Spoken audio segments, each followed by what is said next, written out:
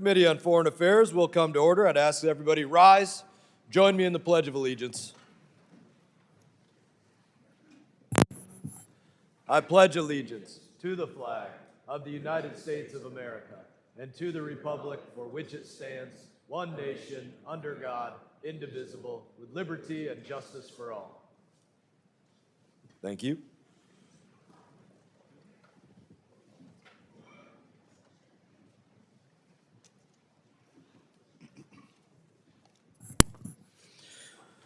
Purpose of today's hearing is to address concerns related to Syrian President Ahmed al-Shara and discuss the wide range of challenges that he needs to contend with for Syria's transition to succeed, including as it relates to security force integration, minority rights, justice, and accountability. And I will now recognize myself for an opening statement. I think the United States of America, the world, and the Syrian people themselves are all hungry for Syria to turn the page from years of Syrian conflict and despot leaders to a country that adds to the region, adds to the world instead of detracting from it. A country that invites back in those who fled instead of creating more refugees. I don't believe that any of us thought transitions from the dictator Bashar al-Assad to now Syrian President Ahmed al-Shara would be without incident. But we've already seen too many incidents, in my opinion. Too many incidents of sectarian violence against religious and ethnic minorities.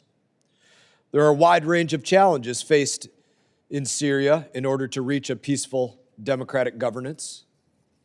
I can tell you that I had the opportunity to meet with Syrian president. We spoke about a number of things.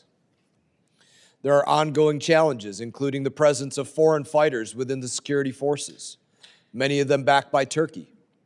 We've seen the recent actions against the Syrian Democratic Forces, our long-standing counterterrorism partner and Kurdish ally. That is unacceptable. There have been actions against the SDF that forced CENTCOM to relocate 7,000 ISIS fighters from detention facilities across Syria and move them into Iraq. Also of serious concern, Russia has maintained a continual presence. We don't know entirely why. Perhaps that's because they are still harboring Bashar al-Assad, the ousted Syrian president, and the Syrian people want him back for justice. We can't be sure, but it's definitely an issue that we need to contend with. And we all know the current Syrian president is a former al-Qaeda fighter. These are all serious points of concern. When I met with President al-Shara last November, I asked him very directly, why are he and I no longer enemies? Me as a U.S. soldier, him as an al-Qaeda fighter. And his response was that he wishes to liberate himself from his past and have a noble pursuit for his people and his country. When he met with President Trump the next day and joined the global coalition to defeat ISIS, that was a glimmer of hope. But the fact is, Syria is nowhere close to where they need to be today. The United States is not satisfied with the progress that he has made yet and views many of his actions as steps backward. We need President al-Shara to do better.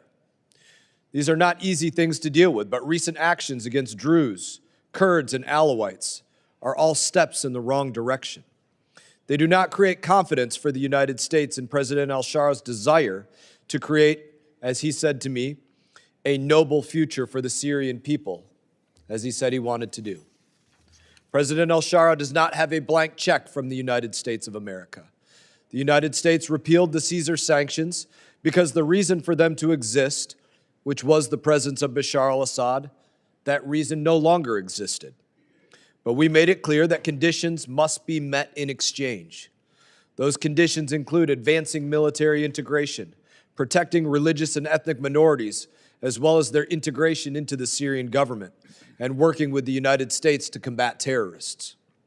Congress was pleased to see the recent integration deal signed by Syrian President al-Shara and SDF General Mazloum, whom I was happy to meet with in this past January, which was a step in the right direction. But this is the third of its kind to be signed, and the United States expects action, not empty words. The goal of today's hearing is to examine the challenges Syria faces and the implications for U.S. national security interests if Syria does choose to go down the wrong path. I want to ask unanimous consent before we continue on. I ask unanimous consent that the member from Oklahoma, Representative Brookings, and the member from Indiana, Representative Stutzman, be allowed to sit on the dais and participate in today's hearing without objection. So ordered. And I now recognize the ranking member from New York, Representative Meeks, for any opening statement that you may have. Thank you, Mr. Chairman, and I want to say thank you to our witnesses for joining us today. It was just over a year ago the Syrian people celebrated the end of 5 decades of brutal dictatorship under the Assad family. The fall of Bashar al-Assad ushered in a new beginning for the Syrian people and a critical opportunity for the interim government of Ahmed Sharaa. I, along with many members of Congress, repeatedly decried the Assad regime's ceaseless brutality, which was characterized by years of brutal bombings and extensive torture apparatus we are continuing to learn more about, and a criminal disregard for the most basic responsibilities of governance. He perpetuated one of the 21st century's most shameful campaigns of atrocities against his own people. Crimes against humanity for which he must be held accountable. Now the Syrian people face a much different reality and a hopeful future. Gone are the days of Assad and his dictatorial family ruling with an iron fist and destroying the country for his and his family's exclusive benefit. Interim President Sharaa has promised to govern with inclusivity and justice. And when I met with him in New York last fall, he was clear about his intentions to be a president for all Syrians. Congress and the administration have recognized the hope and potential for Syria's future that this moment offers. We have responded by both waiving or eliminating long-standing sanctions on Syria, including the Caesar Sanctions Act last December, to enable critical investment and economic support. This is vital for Syria and President Sharaa's government to rebuild after decades of neglect and destruction at the hands of Assad.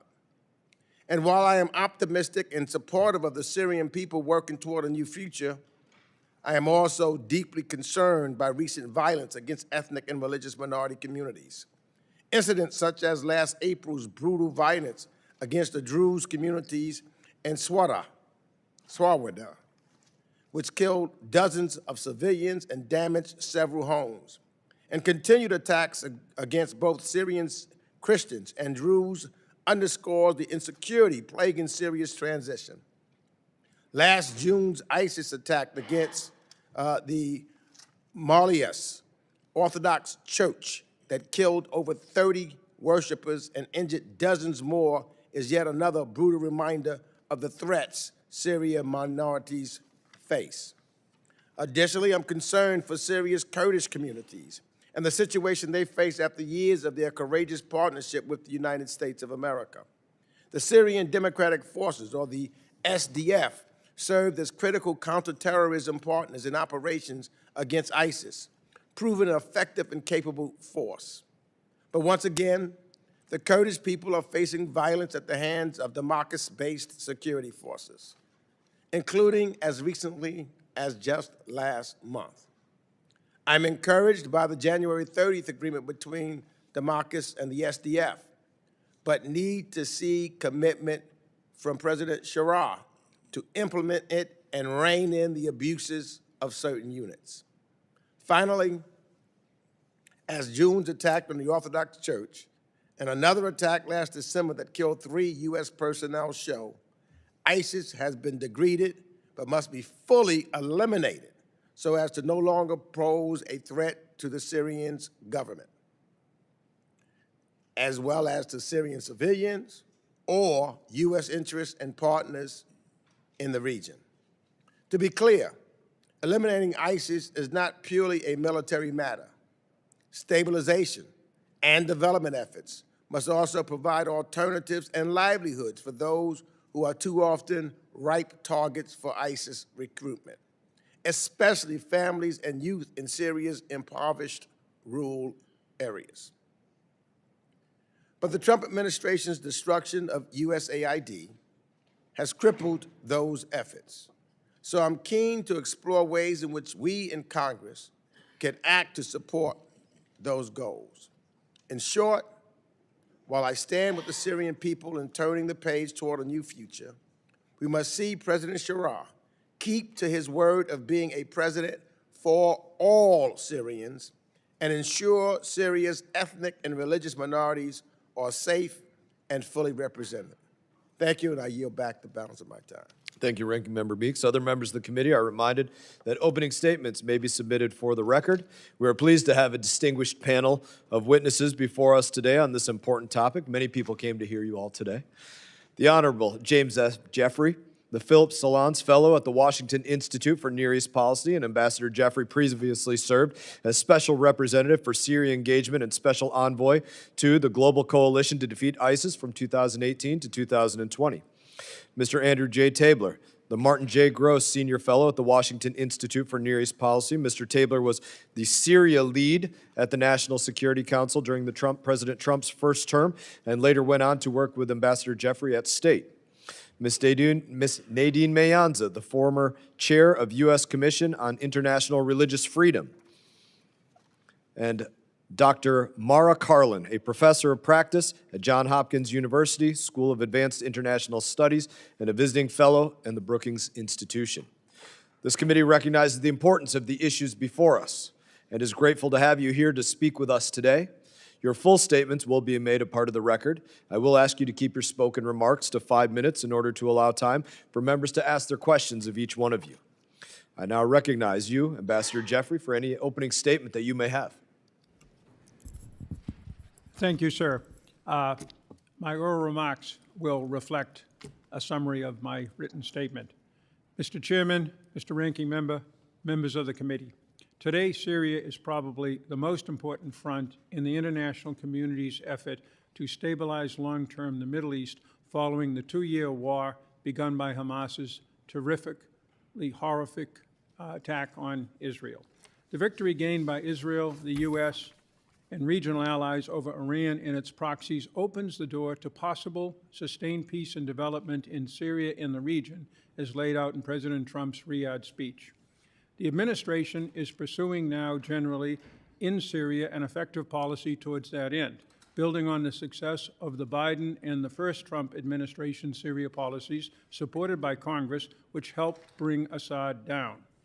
The U.S. should continue leading the international community to unify and stabilize the new Syrian state. That requires, as we've already heard from the Speaker and Ranking Member, ending internal conflicts, integrating disparate security forces, building the economy, keeping Iran and proxies out, keeping the Islamic State defeated, and the Russian presence contained.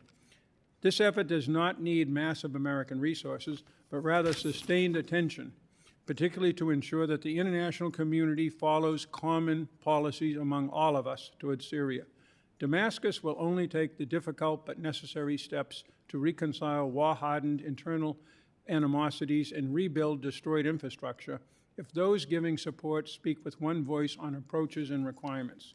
We should bear in mind the alternative, as both the Speaker and Ranking Member mentioned.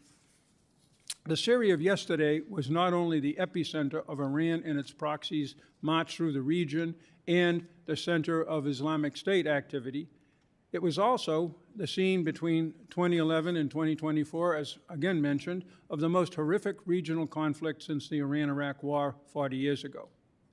But even before then, Syria has posed a unique danger to the region, at one or another point threatening all 5 of its neighbors. In short, as a purveyor of violence and instability, it has been in a class of its own in the Arab world, not due to its decent, heroic population, but to its atrocious leaders. U.S. interests in the region over administrations, again with congressional support, include promoting peace, prosperity, and regional cooperation by, with, and through partners. Syria is essential to achieving all of them. Short term, this means first, reconfiguring the Defeat Islamic State coalition, given Damascus's entry into that coalition, and the SDF, the Syrian Democratic Forces, change status to complete the defeat of ISIS, roll back remaining Iranian influence in the Levant, and deter any Russian destabilizing actions. Second, keeping troops on until the situation stabilizes. Here, Mr. Speaker, Congress could again reiterate its support as you've all done in the past. Third, finalizing a security agreement between Syria and Israel. Fourth, implementing the January 29th agreement between Damascus and the Syrian Democratic Forces on cultural rights, governance, inclusivity, and security integration, including ending the siege of Kobani, allowing all resident Kurds to return to Afrin, and keeping open the crossing into Iraq for humanitarian deliveries. Fifth, advance individual rights and constitutional reform by building on the quasi-election of a People's Assembly back in October to include formalizing the January presidential decree regarding Kurdish identity and cultural and language rights and extending such tolerance to other groups. Sixth, prioritize early recovery, energy deliveries, and infrastructure refurbishment in coordination with international donors. Seventh, and this is a lesson we've taken from other conflicts, particularly Bosnia and Kosovo, recognize that international reconstruction efforts and other economic and diplomatic support to the new government must be directly linked as leverage to the Syrian government's success on the priorities stated above and you all have mentioned. Thank you very much, Mr. Speaker. Thank you, Ambassador Jeffrey. I now recognize Mr. Tabler for any opening statement that you may have. Chairman Mast, Ranking Member Meeks, and members of the committee, thank you for inviting me to testify on the challenges facing Syria 14 months following this dramatic collapse of the brutal Assad regime. Since assuming office in January 2025, the Trump administration has sought to transform Syria's government from a longtime foe into an ally capable of stabilizing a country that has seen considerable instability for over a century, and in doing so, cut off Tehran's power projection to the Mediterranean and across the Middle East. U.S. policy has centered on considerable top-down engagement, including 3 meetings between President Trump and Syrian interim President Ahmed al-Shara, and record-breaking administration efforts to lift U.S. sanctions. Such engagement has been successful at diminishing Iran's presence in Syria and fighting the Islamic State of Iraq and Syria, or ISIS. During times of crisis concerning Damascus's military moves against minority-dominated armed groups in Syria, U.S. policy has been punctuated, more recently by calls from Capitol Hill to reimpose sanctions in defense of Kurdish-dominated Syrian Democratic Forces and Kurdish civilians in northeast Syria, as well as military strikes by neighboring U.S. ally Israel in defense of Druze in southern Syria near Sueda.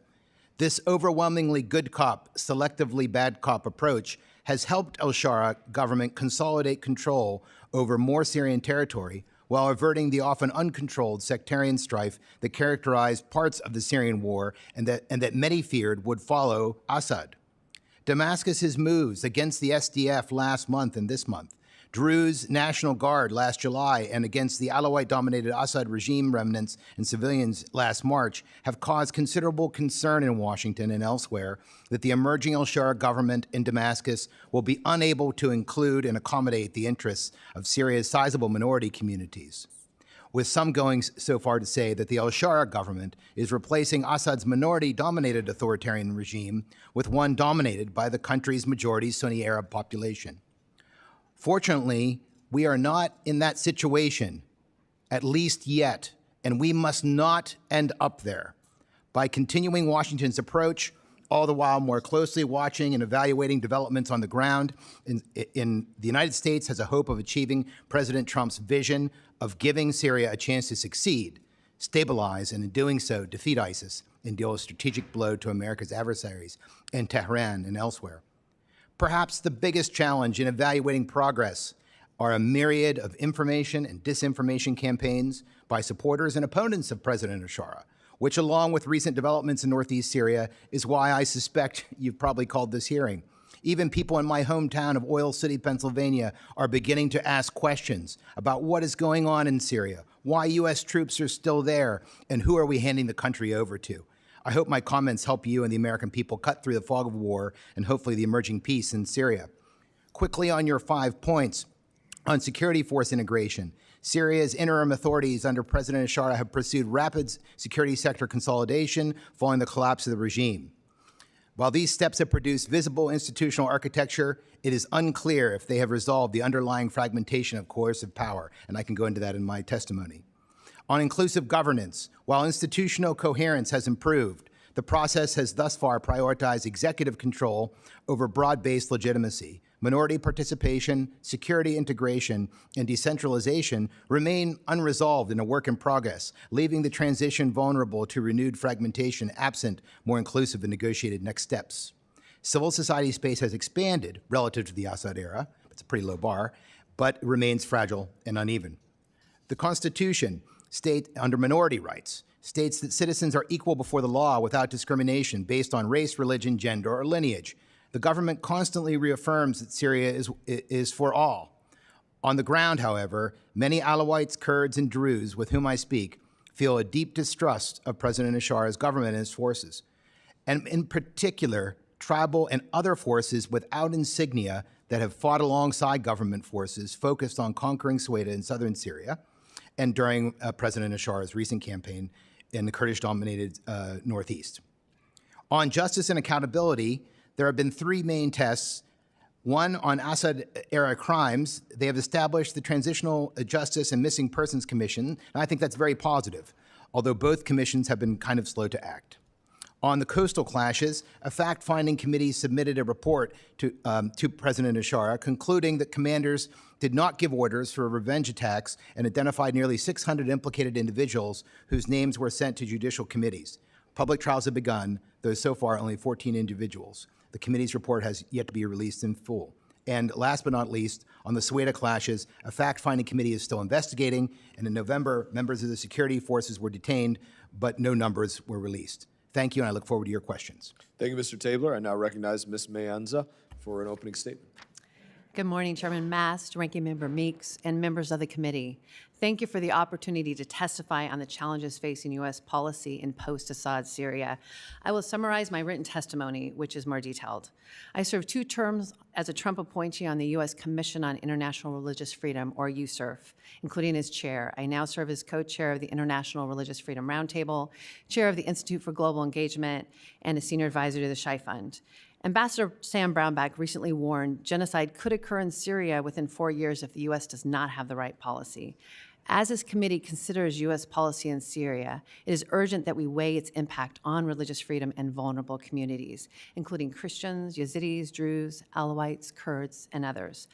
Congress anticipated this challenge when it passed the International Religious Freedom Act of 1998. How a government treats its minority communities is a clear indicator of whether it will be a stable and a reliable partner. We all want Syria to succeed. Syrians deserve safety and a path to rebuild, but Syria's future cannot rest on short-term deals that ignore its deep religious and ethnic diversity or deny equal citizenship. Without social cohesion, there will be no durable peace, and the chaos that follows will give ISIS and other extremists room to grow. Northern Syria is proof a different future is possible. I have visited Syria more than a dozen times in the last 6 years, most often in the northeast, but twice in Damascus this past year. Since 2019, I have seen what USCIRF documented in northeast Syria, remarkable religious freedom conditions. The Syrian Democratic Forces lost over 11,000 lives defeating ISIS alongside the U.S. coalition, but they also built inclusive governance that helped protect minorities and strengthen social cohesion. As areas were liberated from ISIS, local communities were empowered to govern, deliberately including religious and ethnic minorities, with half the leaders being women. That cohesive society, a refuge for religious and ethnic minorities, is now under threat. On January 10th, President Trump urged the Syrian government to end its attack on the Kurdish neighborhoods in Aleppo that are also home to Yazidis and Christians, but the offensive did not stop. Government forces seized those neighborhoods and pushed into the northeast.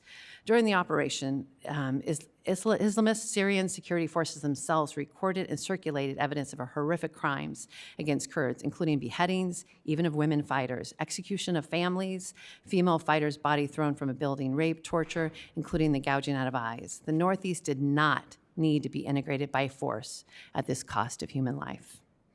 On January 30th, the SDF and the Syrian government announced an integration agreement aimed at preserving inclusive governance and limiting the entry of these security forces into minority areas. But agreements are only as strong as enforcements.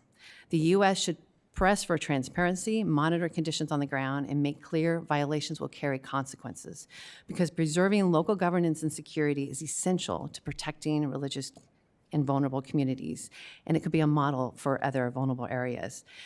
This past year, as you've heard, Syria has also seen a wave of brutal violence against minority communities, often including Islamist members of the Syrian security forces, made up of HTS fighters, foreign fighters, and Turkish-backed Syrian National Army, some seen wearing ISIS patches and some sanctioned by the US government.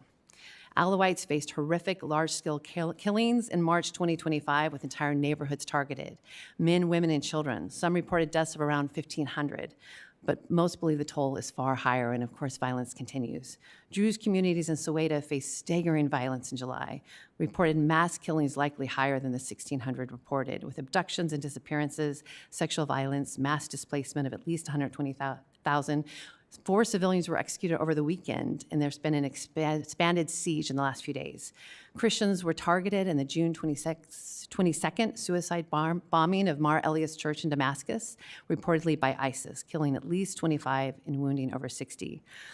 And Yazidis remain at acute risk if extremist elements enter their areas, raising fears of atrocities reminiscent of ISIS's 2014 genocide in neighboring Iraq.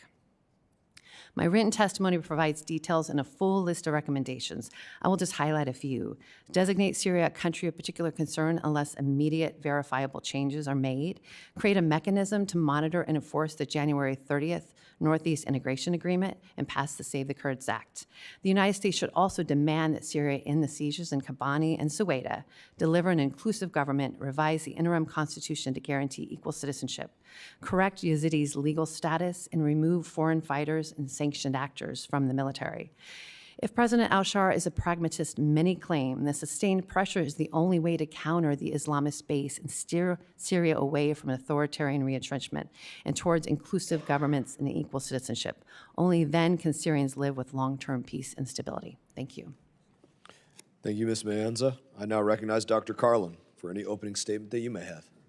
Chairman Mast, Ranking Member Meeks, and distinguished members of the House Foreign Affairs Committee, thank you for the opportunity to appear before you today.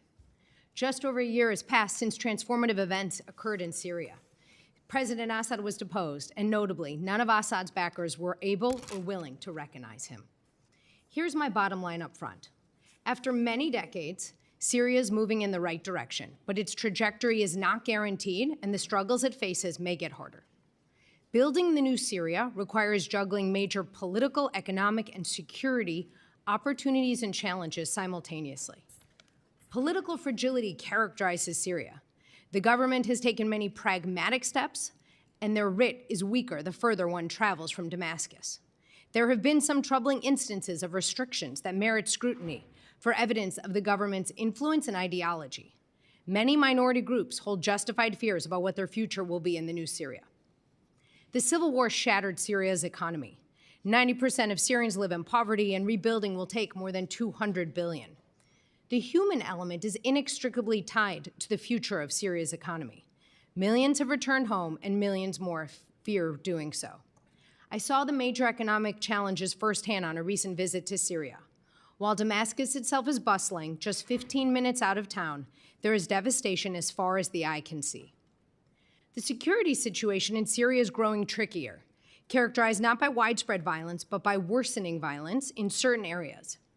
The two toughest domestic security issues in Syria are intertwined: the Kurds' autonomous region and the institutions they've established, and current and former jihadists. On the first piece, the visions of Damascus and the SDF fundamentally differ. Outside actors can shape both parties' incentives, so they are bought into re-envisioning their evolving roles and relationships. For the Kurds, meaningful integration into the Syrian state requires giving them the confidence that they have a future in a unified Syria, one where they have security and rights. On the jihadist front, the Syrian military must responsibly secure ISIS prisoners and ISIS-affiliated family members, particularly amidst the SDF's integration into the Syrian military. The Syrian military must be vigilant in its effort to integrate former HTS members, and foreign fighters pose a particular challenge. And of course, regional dynamics matter as well, including the Lebanese military's historic efforts to establish operational control south of the Litani River, and the rivalry between Israel and Turkey that plays out in Syria as well. So over the past year, the United States has made the right strategic choice, engaging the new Syria while remaining vigilant. Congress and the administration deserve credit for lifting sanctions, removing barriers to cooperation, and welcoming the first official visit by a Syrian head of state to Washington. Going forward, I recommend 5 priorities.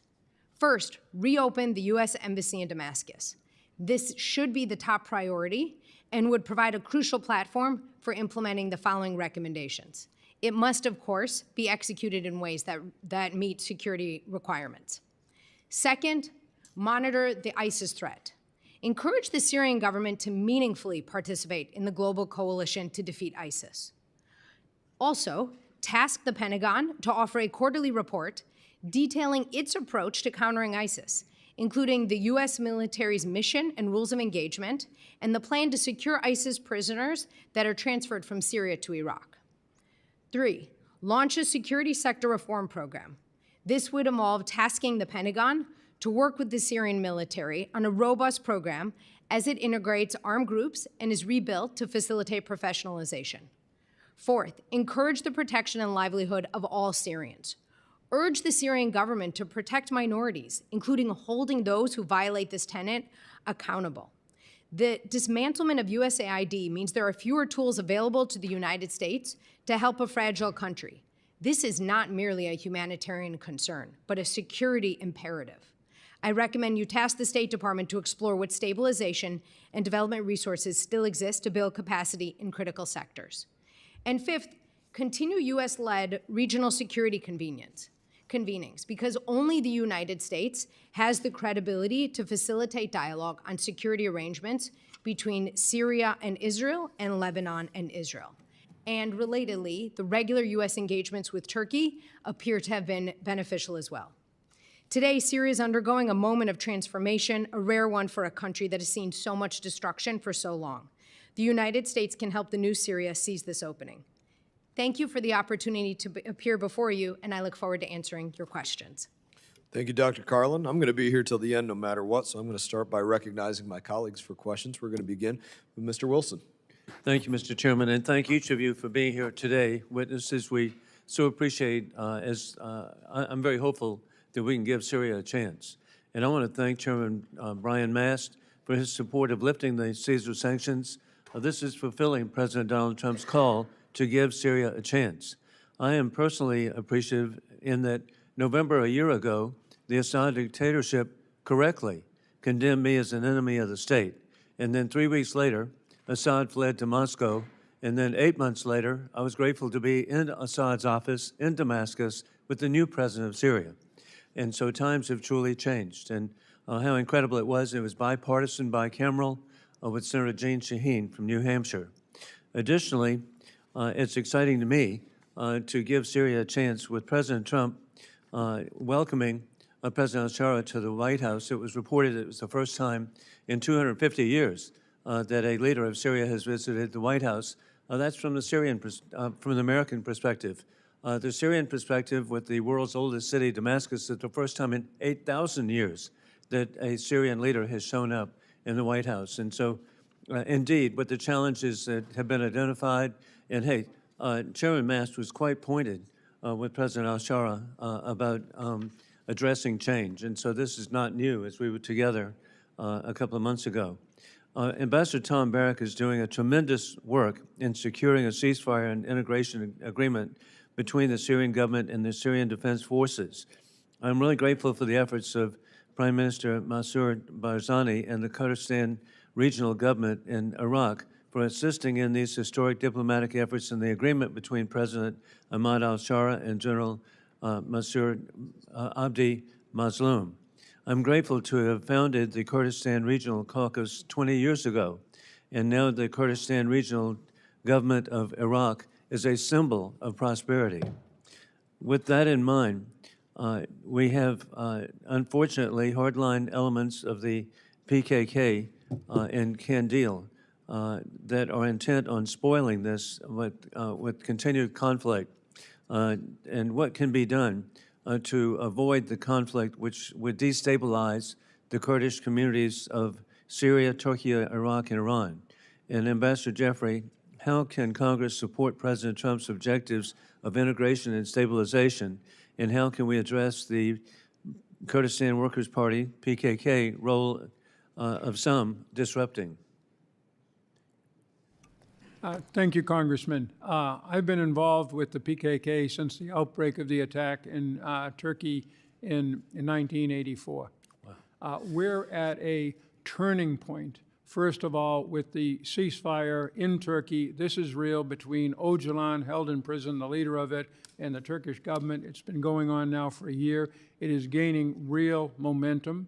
As you mentioned, after decades of dispute between the PKK offshoot in Syria that we now know as the Syrian Democratic Forces and the KRG, the Kurdish regional government in northern Iraq under the Bazanis and Talibanis, there's been much friction over the years, but that is now moving beyond. Everybody sees the Kurdish issue in Syria of individual rights and self-governance, and there's a considerable amount of support. I think that Kandil will eventually come around. I think that they have lost the ability to dictate to the leaders of the SDF, the YPG, the PYD, they go by many names, and I think they are working all in all relatively well with the central government. For example, the Syrian Interior Ministry sent in essentially company-sized elements to several of the Kurdish cities almost a week ago now, and we've heard no friction, and what I've heard from the scene is that people are working together. It depends on who you're dealing with. Some of the Sunni Arab tribes from the Euphrates are still a problem, but all in all, we have good cooperation. This is being managed intensively by the U.S. government, but also by many other countries, and so far they're all cooperating. Thank you, sir. And Ambassador, my time is short, but I want to point out how hopeful I am that indeed the new government of Syria can have a relationship with the government of Israel, how mutually beneficial it would be. Additionally, I believe we should all be working to remove the Russian bases at Hmeimim and Tartus. They're the only Russian bases outside of war criminal Putin's bases, and they provide logistics for the dictatorships of Africa and enslavement of the people of Africa. All the more important we work together. I yield back. Ranking Member Meeks. Thank you. Dr. Karlin, I am, if the new Syrian government is to succeed, seems to me that, and I think you mentioned in your testimony, that there's need to be development, de-radicalization, rule of law and civilian security sector capacity building. And I think you talked about technical assistance for electric and water grid management. I think all of these are extremely important because you have to reach the people that's on the ground. That makes a difference, and that, gives a feeling of a huge difference from the Assad administration in that regards. Now, for me, we had utilized USAID for a lot of those things and structures there, and you recently were on the ground, I believe, and met with a number of officials and organizations there. So, A, can you give us an assessment of the humanitarian conditions there?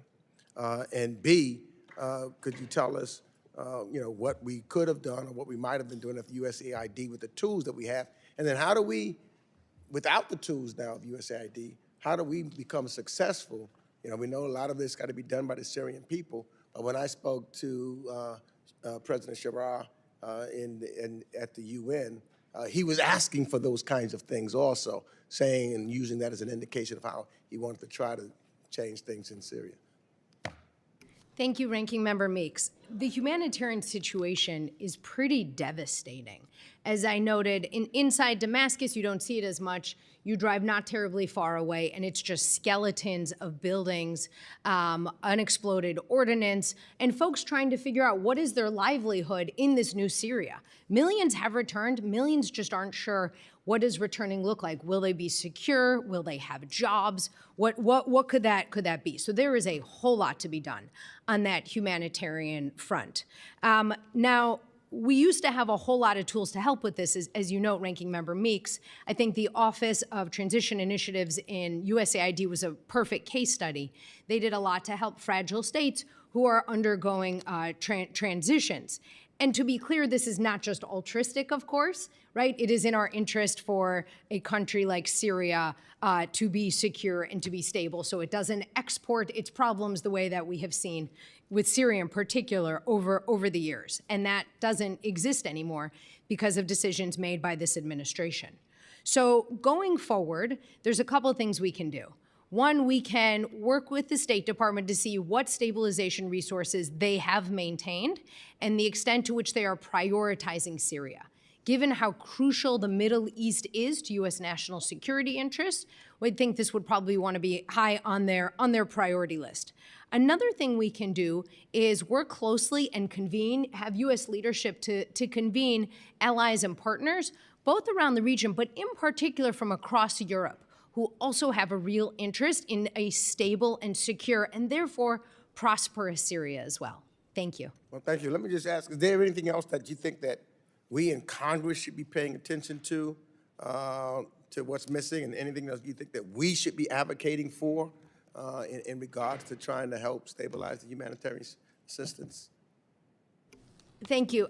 The security situation, as you and Chairman Mast highlighted in your opening statements, is really, I think, the other top priority. So what's happening in terms of stabilization economically, and then what is happening in terms of security? So there has been violence, as you all noted, particularly against minorities.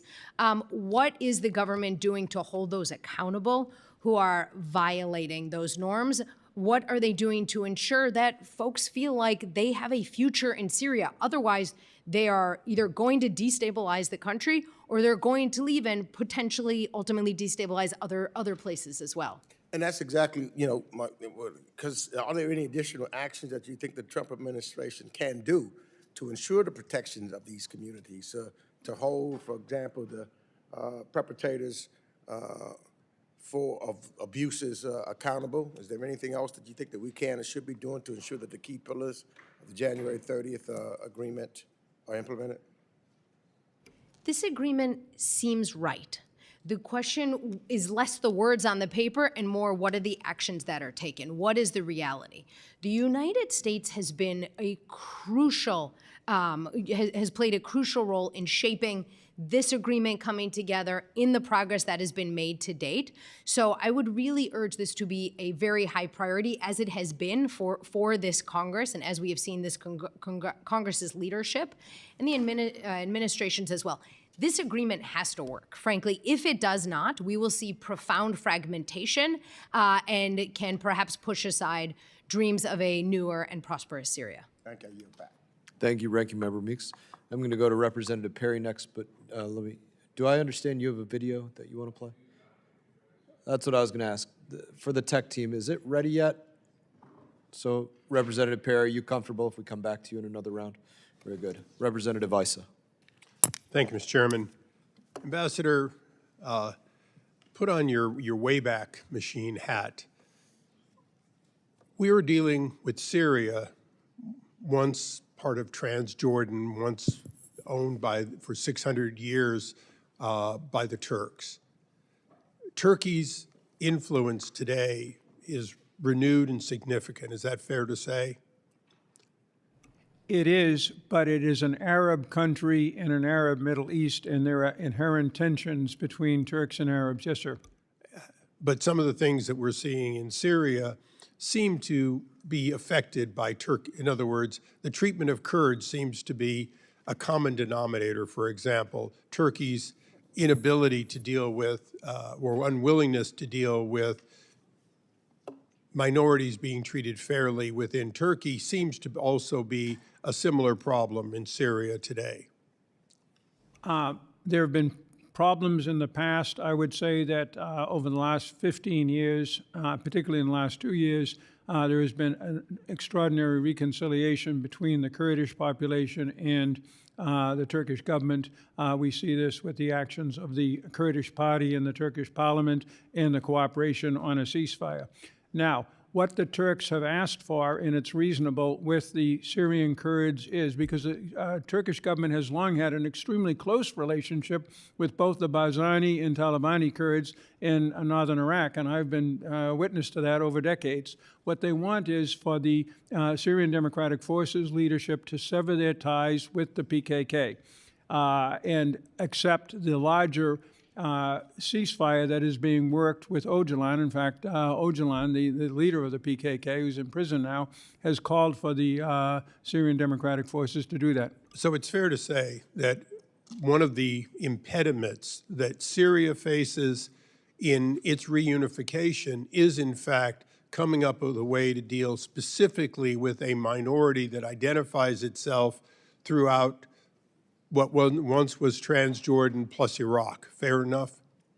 Absolutely, but it's actually two minorities, the Druze in the south and the Kurds in the north, and of course smaller ones that we've mentioned today. But I would say the biggest and the biggest project that we're looking at, and it covers Iraq, Syria, Turkey, and to some degree even Iran, is the Kurdish one. Well, as somebody who has visited with the Druze in Lebanon many, many times, I was quite surprised, quite frankly, to see what occurred with the Druze. But you're right. I should have included that in Syria, their plight is different by far than it has been as one of the many confessionals in Lebanon. Well, I asked those questions and asked you to put on the Wayback Machine because you're the institutional memory here. You and I have known each other for years. Decades ago, Western powers made a decision to split up these countries, to put them in certain orders, and they've been in turmoil ever since. Is it fair to say, and the most important question I think for all of us on this committee today, that as we look at Syria, while looking at 1 million refugees in Egypt, percentage-wise, the largest percentage of a country as far as refugees is still Lebanon with the massive amounts, even after the Syrian withdrawal. Jordanians still have a large amount of integrated and semi-integrated refugees.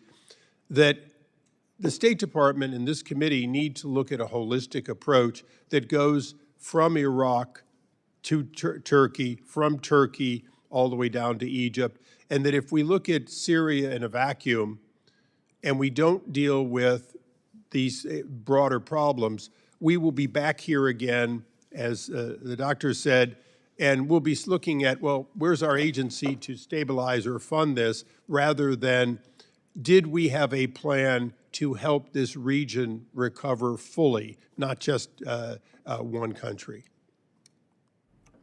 I agree, Congressman, but I would make one point.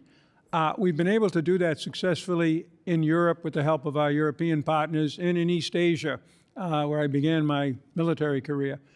We haven't in the Middle East because of the tremendous forces of disorder and violence. That's why in my statement I pointed to the fact that for the first time, the Iranian proxy network throughout the region has been largely defeated, and Sunni Islamic extremism with the defeat of ISIS is also, at least for the moment, largely off the table. That is a prerequisite for us doing in the Middle East what we've been able to do with our partners elsewhere, so I'm optimistic. As am I. Thank you, Mr. Chairman. I yield back. Thank you, Mr. Issa. Representative Costa. Thank you very much, Mr. Chairman. I concur that a lot of the obstacles to peace in that region have changed dramatically in the last several years. And Dr. Karlin and Ambassador Jeffrey, tell me, where should our focus be in 2026 to try to facilitate these opportunities? I see them as opportunities. Certainly the Syrian president was here, but what would be the primary steps that we should begin now? And Ambassador Jeffries, and then Karlin, could you please respond? Short term, I believe the single biggest contribution you could make, because it's where I think the administration may be wavering, is to keep a few U.S. troops on, along with the heroic diplomats and assistance people that we move in and out of Syria, until the situation stabilizes, particularly in the Northeast. We know what's going to happen with the ISIS prisoners and families, and we know how the campaign against ISIS continues. That's the single immediate thing. A longer term, it is to ensure that we focus on verifiable agreements supported by the international community for the integration of these minorities that we've talked so much about. As we've heard from my colleagues on this table, if there isn't integration and a buy-in from these people, we will see Syria descend into crisis again, and any administration needs help from you people, be it funding, be it hearings like this. Is there a coordinated role that Europe can play with us on that effort? Coordinated role with what? With Europe? Yes, but more importantly is with the Arab states. That is Qatar, Saudis, The and moderate, the Turks. we refer to Exactly. as moderate Arab states. And do you see that there's a determination after the challenges they've had with Israel with Gaza? Are they prepared to do that? I believe so. We are moving into phase 2 on Gaza slowly, but I'm encouraged by that. The Israelis and Syrians came to a preliminary agreement on the 9th of January last month, and there is considerable back and forth between Israel and the moderate Arab states today, despite Gaza. Yes. Madam Karlin? Yeah, thank you very much, Congressman. I would add a couple points. I do think we have to better understand what the U.S. military is doing in Syria. Particularly, we've seen it looks like about 2,000 or so of the ISIS prisoners have been moved to Iraq. There is a plan to move a couple thousand more of them. That probably makes a degree of sense given the level of stability in Iraq compared to Syria. If that is the case, what is actually the mission, the rules of engagement, and the purpose of the U.S. military staying in Syria? The other piece I would highlight, in addition to what Ambassador Jeffrey did, is the really important role the U.S. is playing in terms of bringing Syria and Israel together and Lebanon and Israel together. So that latter one, for example, is crucial to making sure that the Lebanese government continues the historic steps it has started and has a whole lot more to go in terms of establishing operational control and disarming Hezbollah.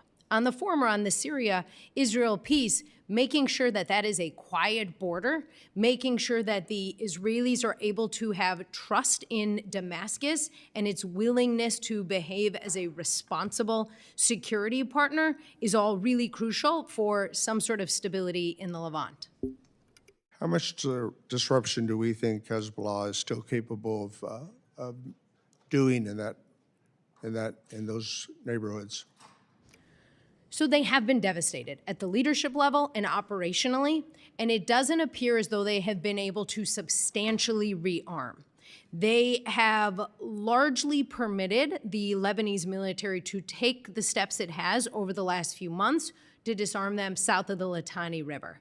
What's not entirely clear is the extent to which they've gotten more money. It appears as though that has happened to some extent, and so I think we need to watch this space. They are Part of their money source from Iran? Money source from Iran, indeed, and frankly, just going through other systems that aren't terribly well monitored because the Lebanese economy is devastated. Frankly, it's a really cash-heavy economy. Oh, we have a number of failed states there. Indeed. So it's pretty easy to get money through. So I worry a lot about that, slightly less about the weapons. Right now, look, Hezbollah is still in some disarray.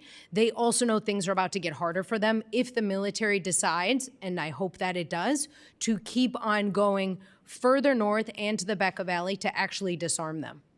Well, my time's expired, Mr. Chairman, but I'd like to hear more about the carrots and sticks that we have available to us with our European allies and the Mideastern states that we're working with to try to facilitate some important goals in 2026. Thank you very much. I'll yield back the balance of my time. Thank you, Mr. Costa. And if time allows, I'm more than happy to move into a second round of questioning later, Okay. if you have more questions. Chair, now, are we ready for Mr. Perry's? Just hold, if you're ready, but hold it. I'm not ready to play it yet, but You're ready? at my direction, all right, Mr. Then, Chairman? absolutely. Thank It's your you. 5 minutes, my friend. Yes, I appreciate that. Thank you, Mr. Chairman. Mr. Appreciate Perry, you are recognized. Thank you, sir. I'm going to address my questions to Ms. Maenza, but I want to create some context here first. You know, Syria was a predominantly Christian country until about the 5th century, when the Islamic conquest of Syria started and culminated in about the 13th century. And ever since then, it's been a living hell for all humanity that has lived under the religion of, the so-called religion of peace. Mr. Chairman, I'd like to enter for the record a series of videos that I have received, and I would like the committee to have on record. Without objection. Thank you, Mr. Chairman. It's been said that Mr. Assad has been unable to protect minorities, and I want to make the case that he's not unable, he's, correction, not Mr. Assad, Mr. al-Shara, that he's not unable, that he's unwilling.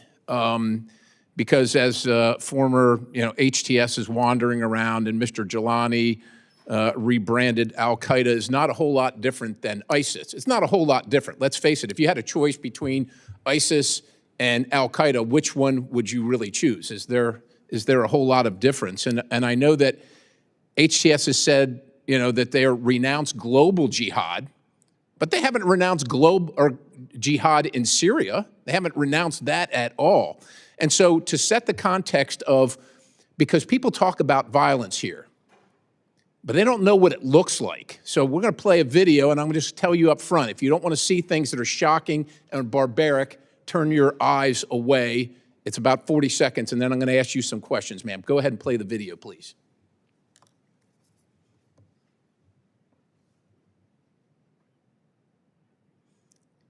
It'd be great if it had the sound, because they're rejoicing over these women that they have killed. And it's not enough to kill them. You have to desecrate their bodies. Doesn't look like much of a fighter to me, neither does she. Now, she's still alive. This one right here, she's still alive, and they're talking about, oh, she's still alive. Well, not anymore. This is life in Syria for minorities. Not some fancy picture where we all hope it's going to get better. You can trim the beard of an Islamist and you can dress him up in a suit and send him around the world. I think we're foolhardy to believe that he's anything other than an Islamist. Madam Maenza, tell me I'm wrong. Those videos, I just had some sent to me this morning from Hasaka showing women being raped. This military campaign into the Northeast was unnecessary, and that was proof that didn't have to happen. They could have integrated in peacefully. And the fact that these Islamists put, an ISIS flag over Raqqa, it didn't stay up long probably, but it just shows that that's some of the ideology. And it's so easy to look at the PKK narrative and be like, oh, the Northeast is dangerous because they used to be part of PKK. And not everyone in the Northeast is PKK, and the PKK has never been a threat to the United States. In fact, they're trying to make peace with Turkey. And so to make that be the issue when al-Qaeda was responsible for 9/11, for the US attacks on U.S. embassies and the U.S. SS Cole. And here we have these fighters with a history of al-Qaeda who sometimes wear ISIS patches on their vests, and committing atrocities, as we've seen, against minorities. And so I do think the Syrian security forces are a real problem. And they include, for instance, Turkish-backed Syrian National Army leaders as heads of brigades, or actually in military positions. Like, for instance, the head of the 86th Division over northern Syria was sanctioned by the U.S. for trafficking Yazidi women and girls, for horrific human rights violations, yet he's a leader in this military. So I think we can't just manifest what we want this military to look like or what we want this government to look like. We have to actually look at it with real clear vision. And I think there needs to be an enormous amount of pressure on al-Shara to remove these elements from their from the military. And also, this is why this integration deal must work. And I'll tell you what, I'd love to have time to explain. I got an update on the ground this morning, and there are some problems here because right now that deal keeps these Islamist forces out of minority villages. But they haven't pulled back. They were supposed to pull back by the end of today. They haven't. And what we can't allow is for them to be in Assyrian, Yazidi, Kurdish villages in the Northeast because we're afraid we're going to see more videos like that. If I can just comment on Mr. Jeffrey, you said we had these successes in the past with other countries under another model. You're dealing with another culture, other cultures that actually respect life and don't live as a death cult. Unfortunately, that model's not going to work with Islamists who want to cleanse the world of anybody that is an apostate or an infidel. And so I think, look, I'm hopeful that something great can happen with Syria, and the United States ought to be part of that. But giving all our leverage in advance, to me, doesn't seem a good idea and a good way to make sure that happens. Mr. Chairman, I yield. Representative yields. Representative Latimer is recognized. Mr. Chairman, I don't have any questions at this time. Thank you.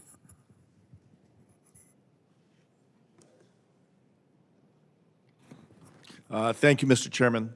And let me start by genuinely thanking the chairman for not just for holding this hearing, but for what you tried to do on the repeal of the Caesar Act. When the White House and Senate leadership pushed to hand Damascus a clean, unconditional sanctions list, you pushed back. You insisted that repeal come with at least some benchmarks and reporting requirements, and at least a skeleton of accountability, which I think is critical. I want the record to reflect that this committee, on a bipartisan basis, rejected the administration's reckless instinct to give away our leverage for nothing in return. Syria is one of the most complex ethnic and religious mosaics on earth. It has a 5,000-year history, not a short history of the last few hundred years. Sunnis, Arabs, Kurds, Alawites, Druze, Syriacs, Armenian Christians, Yazidis, Ismailis, Turkmen, and that's just a little bit of the list to go through. For 50 years, Assad forced the mosaic together with terror. The question before us, obviously, is can the new government hold it together with consent? The evidence is mixed at best, and we have seen massacres and violence targeting minorities, as was just shown. U.S.-sanctioned individuals have not been effectively sidelined. Extremism is too often becoming normalized, and concerningly, Turkey is becoming increasingly entrenched in Syria. Meanwhile, the administration has dismantled USAID, the most effective stabilization tool this country has, at exactly the moment Syria could use it the most. It has terminated demining programs in the country littered with unexploded ordnance, is just one example. Mr. Chairman, I know we share the conviction that Syria's transition deserves American support and that it must be conditional, clear-eyed, enforceable support. I look forward to hearing from our witnesses about whether the conditions Congress set are being set, whether the tools we have are adequate, and what this committee needs to do next. And Ambassador Jeffrey, if I can start with you and what you were talking about. You talked about Syria as an Arab country. It's 90% Arab. But within that, there is great diversity. And maybe in the context of other countries, can you do a very briefly comparison of the diversity, the complexity of the Syrian ethnic mosaic relative to countries like Iraq or Lebanon? Thank you, sir. I think Iraq is a good example, partially because I spent a lot of time there, and also because while you do not have Druze, you have a large Kurdish minority, and you have a very dramatic split between Shia and Sunni Arabs who seem to get along less with each other than the Kurds get along with either of them. What I would say is that these terrible pictures that we have seen, unfortunately, I have experienced in many of my tours in the region and far away from the Islamic world, frankly, in Southeast Asia as well. And therefore, there's a tendency when order breaks down, when you have chaos in groups fighting other groups, that people turn into these basically beasts. First of all, we have to monitor it. Secondly, we have to measure how bad is it, in which direction is it going. For all of the horrors, particularly of the first attack against the the Alawites in the spring of this year, and then in Soweto. The fighting against the Kurds, which was brief in Aleppo and then a bit in the northeast, had far less casualties. There were 27 killed in Aleppo, according to most accounts, compared to thousands in Soweto. So is the trend going in the right way? Basically, yes. Does that mean we won't see others? No. But what we have seen, and this is almost surprising to me from my bad experiences elsewhere, we had one terrible situation in Latakia with the Alawites, who of course were largely Assad supporters, and since then, it's been almost a year now, there has not been major fighting. There's been killings back and forth, but nothing like what we saw. Likewise with the Druze, and I am confident, from what I've heard from both sides, that we've got a good chance of having this 29 January agreement between the Kurdish Syrian Democratic Forces and the central government survive. Now, the problem is, and we saw this in the film, there are these unregulated, undisciplined elements, particularly the tribes. They're a problem for the Kurds in that area, and that's something that we and the Syrian government have to give priority to, sir. Well, thank you. I have many more questions, which I'll hopefully have a second round to touch on. But let me just say it's important as we look here. We have to understand the ethnicity. We have to understand the topography of Syria. It is distinct and it defines how we approach it. We have to understand the politics. And as was said here, the United States, it's imperative that we stay involved, we engage, we hold our partners to account, and that we work to make sure that Syria doesn't go down a disastrous path that we've seen in the past, but hopefully has a positive future that we all pray and wish for. I yield back. Thank you, Representative Schneider. And I would tell people, because I keep hearing this brought up, there's a reason that USAID no longer exists. And as one example, in Syria, they diverted about $10 million of meals to al-Qaeda fighters. It was intended for Catholic relief services. The person that diverted that is still at large today. There's a warrant for their arrest, Mr. Al-Hafaya. And so there are reasons that USAID doesn't exist because they were burning through cash. And if anybody wants to have that argument, I got about 100 examples of really embarrassing things they were doing, like transgender seminars and other things like that, which we should all be very embarrassed about. In that, I recognize Representative Burchett. Are you embarrassed that you had to recognize me, Mr. Chairman? Not at all. All right. Number one is in our hearts, as you always remind us. 435 on the chart. Yes, sir. Ambassador Jeffrey, do you have concerns about Ahmed al-Sharaa and his previous ties to al-Qaeda? Sir, I have concerns about every leader I've dealt with in the Middle East. That's an easy escape, but I will say yes, but I've also monitored it closely. While I cannot confirm, because it would involve intelligence methods and sources, the New York Times in November published an article talking about how, beginning in 2016, U.S. agencies were working with him against the Islamic State and to some degree Assad. And again, that is generally consistent with what I was involved in from 2018 on. We work closely with him. President Trump issued a demand to the Russians in September of 2018 not to help Assad attack Idlib, where Hayatir al-Sham, then al-Jilani's people were, because they were so effective, A, in fighting Assad, which was an important, and the Iranians, important issue for us, B, fighting the Islamic State in that area, and 3, keeping 3 million displaced people right along the Turkish border. I saw them living in tents there with the help of U.S. assistance and other international assistance, to stay there rather than flood into Turkey and on into Europe. So he was, in essence, although on the terrorist list, working for some of the same goals we had. We didn't have direct contact with him, but we had indirect through NGOs and assistance agencies.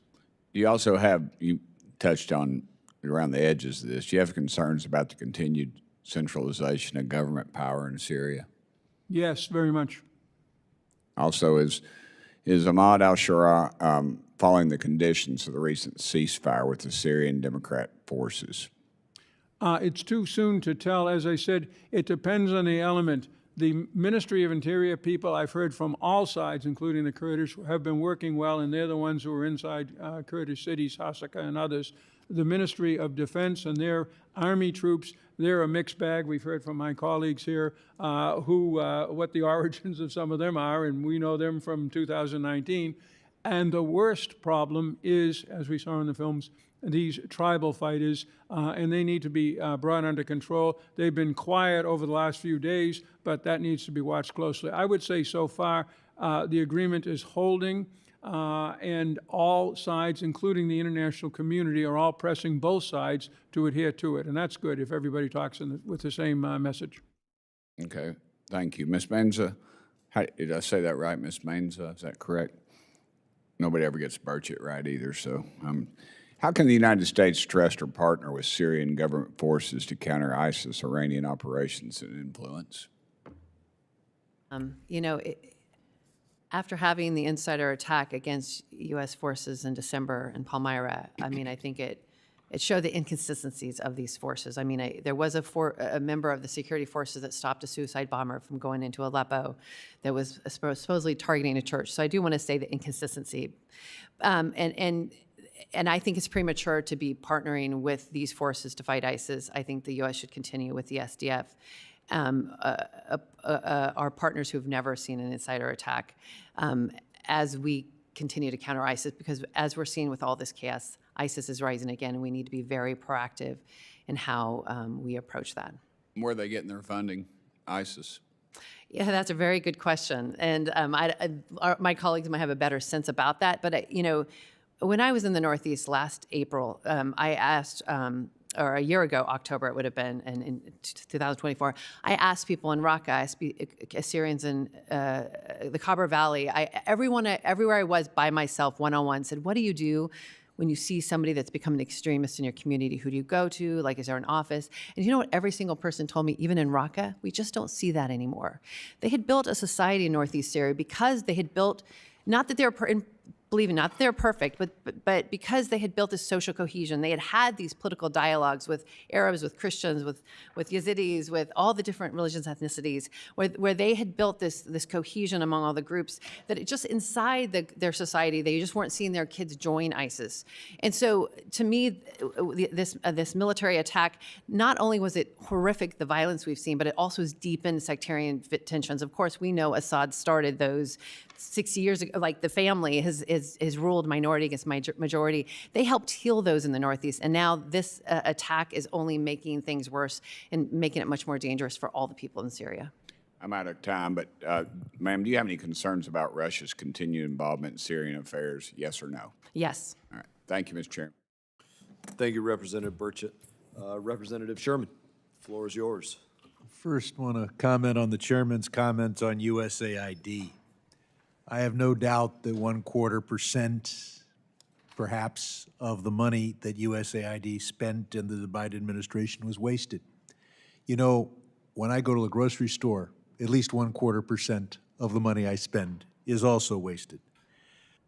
For the Trump administration to declare that they are incapable of running USAID and eliminating that waste and fraud and abuse, and instead terminate it, may be responsible for 3 million deaths in the last year.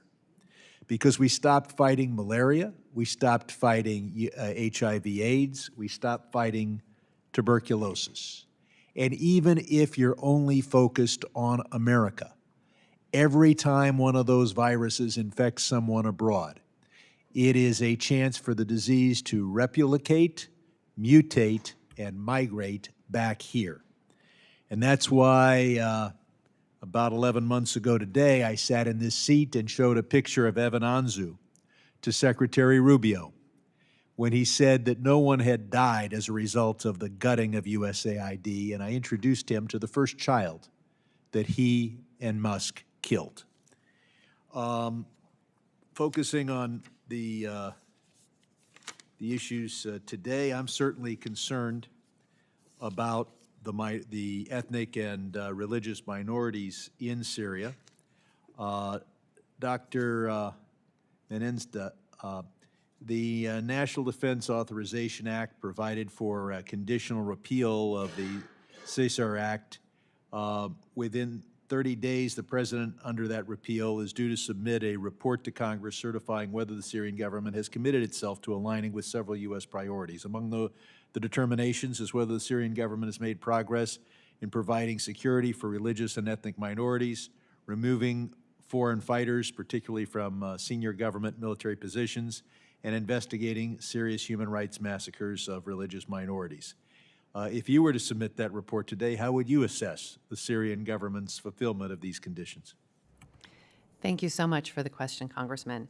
Of course, I can name three quickly that the government has not met, and that they've not taken steps to remove foreign fighters. In fact, when the Kurdish woman's body was thrown from the building in Aleppo, it was apparently a foreign fighter who did that. Upholding religious and ethnic minority rights in Syria, clearly these targeting of minority communities with violence, and we still continue to see that at smaller numbers in the coastal areas. Even in Soweto, there were 4 people killed over the weekend. We saw some continued violence that would not make that threshold. And of course, the March 10th agreement. You know, I don't think most people understand, but the last 2 months of the year, the Kurdish leaders couldn't even get a meeting with Damascus to talk about integration. And when they did have conversations, they were always about how to integrate the SDF in, or how the next thing after that was going to be energy. And yet they were never really talking about how to integrate the government in. And it almost felt like a setup. And I would talk to the U.S. government, and then I'd talk to them in the Northeast and say, like, why isn't I'm going to try to squeeze in one question. One thing that every government has to deal with is the degree to which you have regional autonomy. In our country, we call it states' rights. And clearly, when you have a Kurdish area that is relatively well run, the regional autonomy ought to be provided. Turkey has historically been Shara's #1 source of aid. Has Turkey's influence on the new president of Syria been helpful or harmful? And in particular, has Turkey pressed the government of Syria to be particularly hostile to its Kurds? Dr. Karlin? Thank you very much. The Turks obviously have an outsized role in where Syria is today and where it is going, and they, of course, have a certain interest in that they want a unified Syria. I think there have been examples where they have played a more helpful and a more unhelpful role vis-a-vis President Shara. They have tried to get him more support both regionally and globally, and I think they've probably played a role in some of the U.S. decision-making as well. What would be useful now is, frankly, if they could be supportive of these integration efforts and also look at their own issues with their own Kurdish population and try to make progress on that front as well. Thank you, Mr. Sherman. Thank you for your acknowledgement that USAID does have issues. We agree on that much. I would just simply say it's different. If you go to the grocery store, you're spending your money. When the government's working through USAID, they're spending the money of the people, and I know you recognize that as well. And they were wasting a lot of money of the people. I just gave one example in Syria, $10 million in meals, one program alone. But they were doing other things like transgender job fairs in Bangladesh for $850,000 and other just fraudulent and wasteful things. And that's why they no longer exist. But let's say that to the 3 million people who've died in the last year. And I would let you know that USAID programs, many of the programs that were worthwhile, not waste like some of the things that I mentioned, they continue. It was brought up, demining. Demining was brought up by some people. State Department has very specific weapons removal and abatement programs, and those continue. There's demining going on across the globe. So it's under a new command and control where there is zero diversion to things like drag shows and real mission focus. So we can continue to speak about it anytime. In that, we're going to recognize Representative Mills. Thank you, Mr. Chairman.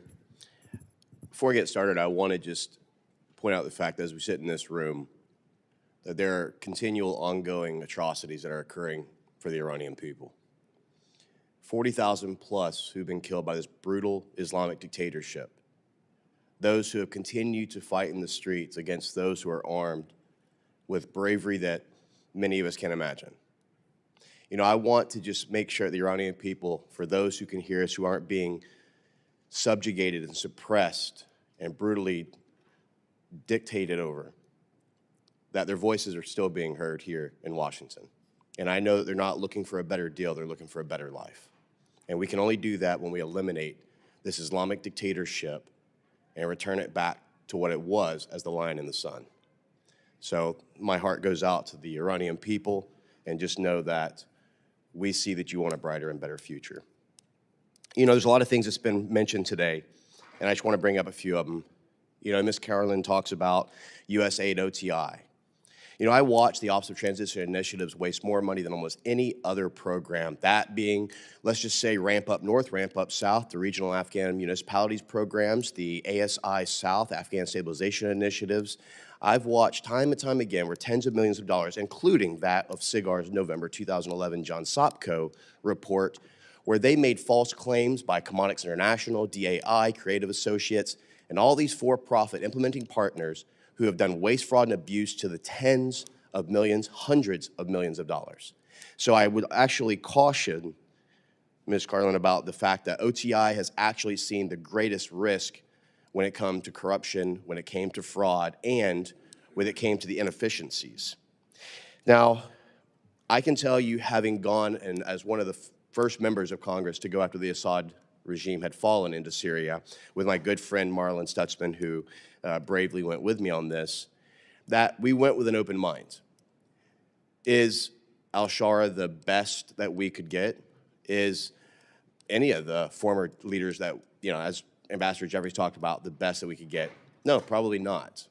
But it's the cards we're dealt with. It's what the people has chosen in many areas. And I would caution that we have to at least allow the agreements and things that are being put in place to actually take hold. You know, we talk about making a ability to try and eliminate these generals or these leaders that were former HTS fighters. I think everyone can get behind that and support that. I think that we know that many of these are brutal fighters who have fought for al-Qaeda and others who are continuing to probably not follow the direction of the government to the letter of the law and still utilize a lot of the Islamic radicalization to make the decisions on their behalf.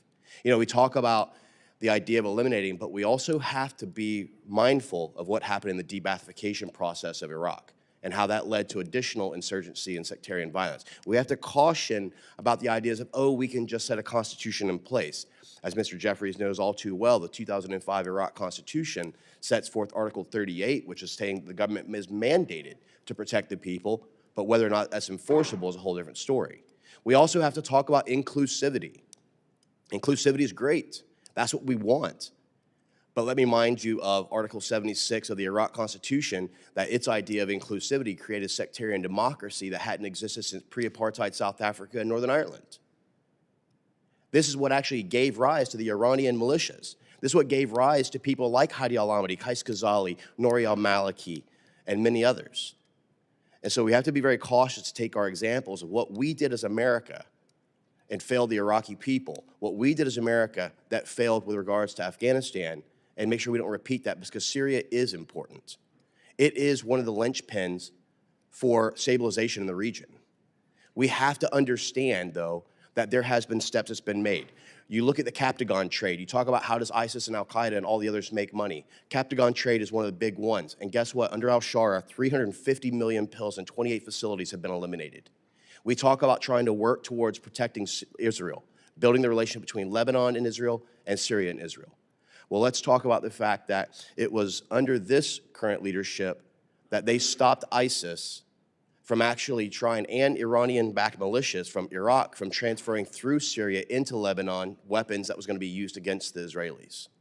You know, we talk about this idea of inclusivity, but yet, why don't we note the fact that there are Christians, Druze, Alawites, women who are actually a part of this cabinet? Now, are there going to be bad decisions made? I think we know in America that there's bad decisions made in all cabinets. But what I'll just caution in saying all of this is simply, as of February 10th today, Syria joined the anti-ISIS coalition, marking a new chapter in global security, looking at ways to progress forward, and has worked with the United States against ISIS and also to help support regional security with Israel. So while we can understand the past of many of these individuals, we have to not look just at the past. We have to look at the future, the lessons learned, and making sure we have a free Syria that's going to help with stabilization across the region. With that, I yield back. Thank you, Representative Mills. Representative Keating, you're recognized. Thank you, Mr. Chairman. I read with interest just a couple of weeks ago an op-ed by former Secretary of State and CIA Director Mike Pompeo. And I found it interesting that he was obviously taking umbrage with the U.S. Administration, the Trump administration's position, regarding the relationship with the SDF and the Kurds. He mentioned in the article that, evidently the U.S. allowing al-Shabaab to politically and militarily, the political and military drubbing of the Kurdish-led SDF could be dangerous.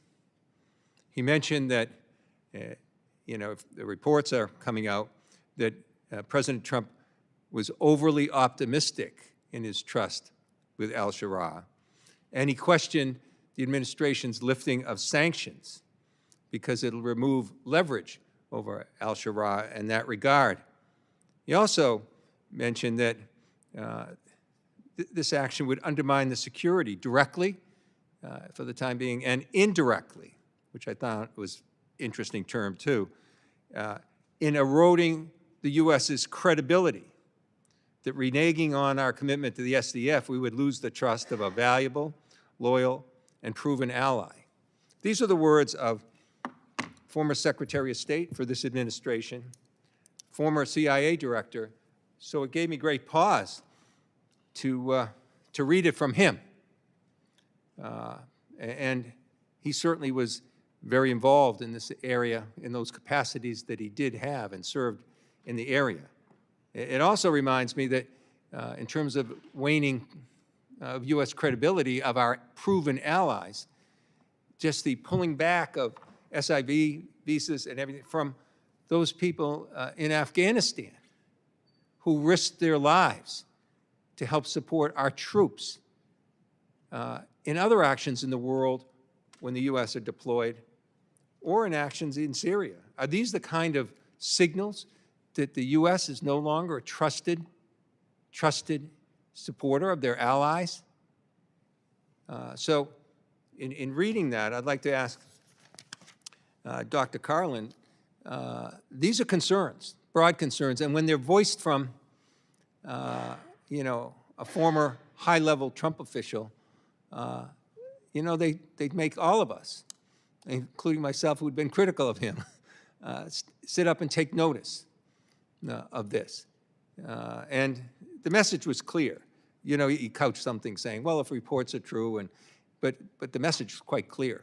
So could you react to that? Congressman, these are real concerns, and I agree with that. But it's important to remember the Assads broke Syria, right? For 50 plus years, they did everything they could to foment distrust and insecurity. And frankly, that has also hit America as well. I'm sure we all remember very well the jihadi pipeline that would go from Damascus into Iraq to murder American service members. So what was handed to the new government about 13, 14 months or so ago was a country that was devastated in a wide range of areas. So this is hard. I think the problems that former Secretary Pompeo highlights absolutely merit vigilance. And I think, frankly, that's a lot of what we have seen from Congress and the administration to date, a willingness to really get involved in the politics of what's happening with Syria. But it seems to me that there's just such a rush for somehow having another peace agreement there that he's overlooking what the former secretary said quite strongly, was it's overly optimistic, and to take all the sanctions, not using the sanctions as leverage going forward, is a mistake. Congressman, I can't speak to the peace agreement. I can say, though, having the United States bringing the Israelis and the Syrians together is a good thing, and there's no other country with the credibility to actually make that No, I'm happen. not denying the overall effort. I'm denying the way he's treating, in the words of the secretary, a proven, loyal ally. And when you look at what's happening with our proven, loyal allies from Afghanistan, there's no question this will put our servicemen and women in danger going forward with future deployments. And I yield back. Thank you, Representative Keating. It is important to speak about the Caesar sanctions, and I would just remind everybody that the Caesar sanctions were specific. As lawmakers, it's important that we be specific. They were for systemic human rights abuses by the Assad regime. Now, it might make sense for a lot of us to say there should be other sanctions against Syria and entities that work with Syria, but it won't be right now because of what's going on with the Assad regime that no longer exists. And that's why those sanctions no longer exist. Now recognize Representative McCall. Thanks, Chairman. Thanks for holding this important hearing. Look, we're focused on a lot of other areas of the world right now, but we can't let our eyes off the ball on Syria. I remember when I chaired the Homeland Security Committee, watching the rise of ISIS and the caliphate was one of the most terrifying things I've seen in my career and my lifetime. And the threat it posed to the United States and our national security interests was real, as we saw foreign fighters entering Europe and the United States. So here we are back in Syria again. All roads lead to Damascus, as it said in the Bible. March 10th agreement was done in part to satisfy conditions made by the Congress to lift the Caesar Act sanctions. Unfortunately, that document was not fully enforced. We saw an upscale in violence. I was in Israel and I talked to the Druze sheikhs there who showed me videos of decapitations similar to what I saw when I chaired Homeland a decade ago when ISIS controlled Syria. The SDF, who is an ally of ours, we worked with the SDF to defeat ISIS, has been under advancement and attack by Syrian forces as well. Most disturbingly, we saw prisoners from the prison in eastern Syria being released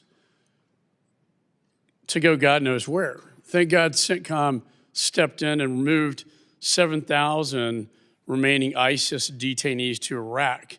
But we do not have a full accounting of what happened to those who actually got out. That is a nightmare scenario from a national security perspective. I am pleased that there's a new agreement, January 30th, in response to this uptick in violence against ethnic minorities, including Christians, in response to the attacks on the Kurds and SDF.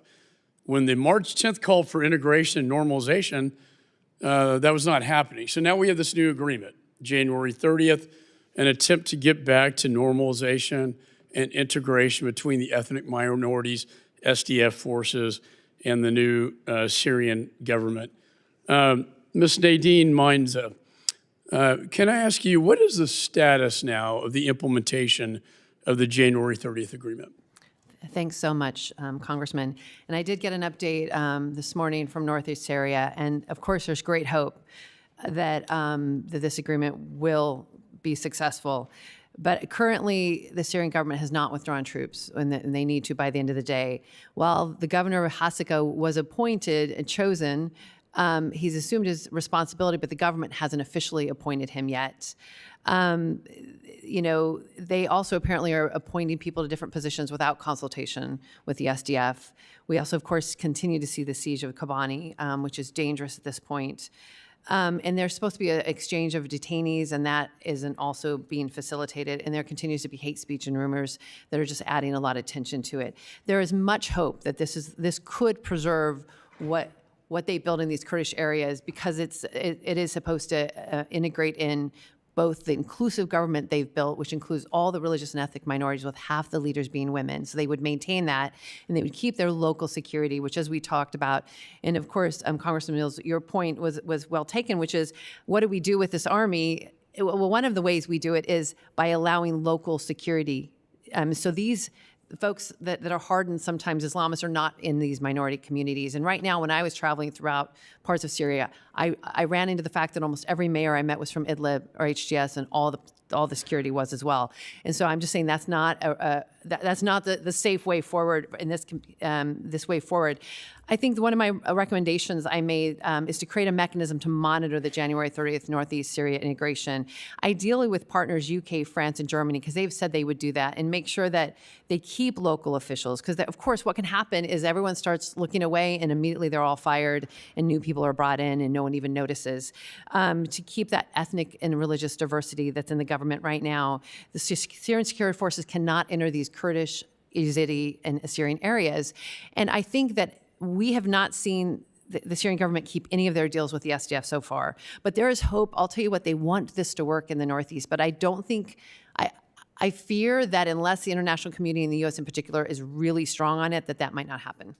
Well, my biggest concern in my 5 seconds is a return to the Islamic State. And I am supportive of this new president. I want him to succeed, but I do not want to return to an Islamic State again in Syria. I yield back. And if I could just add, for legitimacy for him himself, this helps al-Shara for this to be successful. He needs legitimacy with these minorities, and if it fails, it actually hurts him and will hurt the whole government and the stability of the whole government. Agreed. Thanks. Thank you, Chairman Emeritus McCall.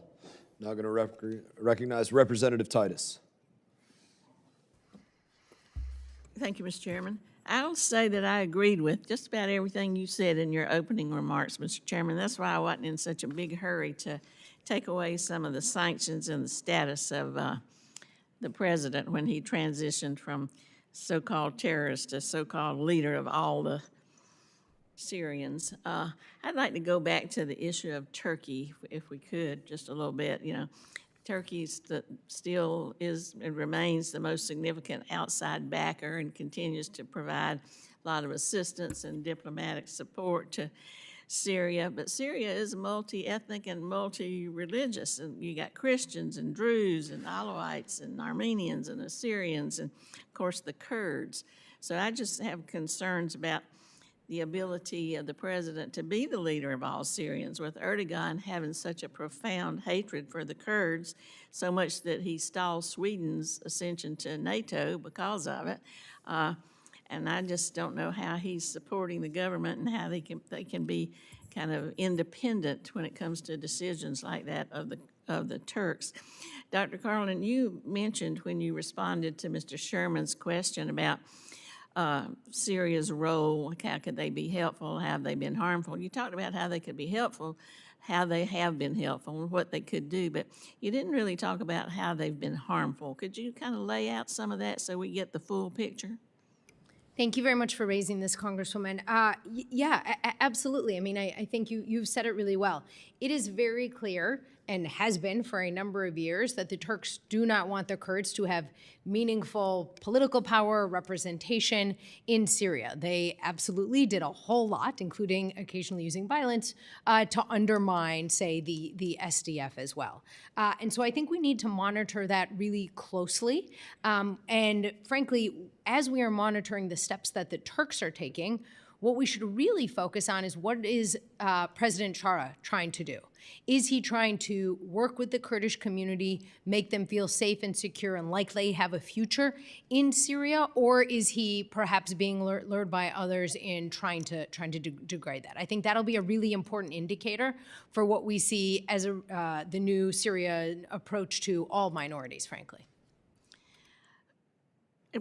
Turkey's never a very reliable ally of ours or anybody else's, but you feel confident that some of these agreements can persist into the future or provide stability for not just Syria, but for the region, with Turkey's involvement being so great?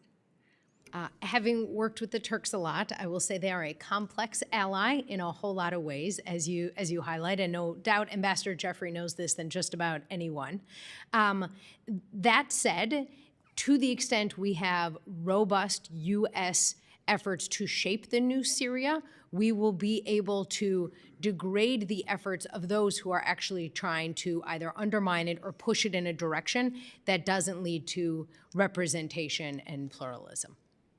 Are you confident that the January 30th agreement is going to last? You know, it ended fighting, and that we got this phased integration of the SDF and the administrative bodies of the Syrian state. Do you think that this is going to be a long-term arrangement, or do you see the dynamics that we've just been talking about undermining its success?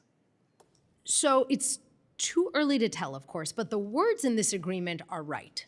Right? And frankly, this is among the very hardest things that I think Syria's got to figure out. What does it look like to have a unified country where you don't just have centralization in Damascus, but where folks feel comfortable and free and see themselves as having a real future, even if that is going to look different than the past has looked for the SDF. So the words are right.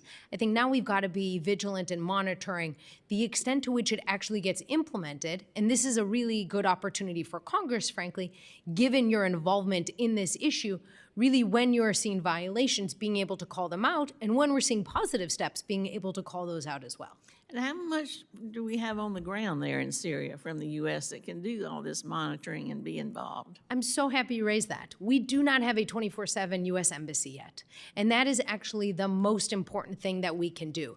You've heard from all of us about the dynamism and plasticity in Syria. We're all trying to understand it through visits, through talking to people, but there is nothing as valuable as having a bunch of smart American diplomats that are going to be there 24/7.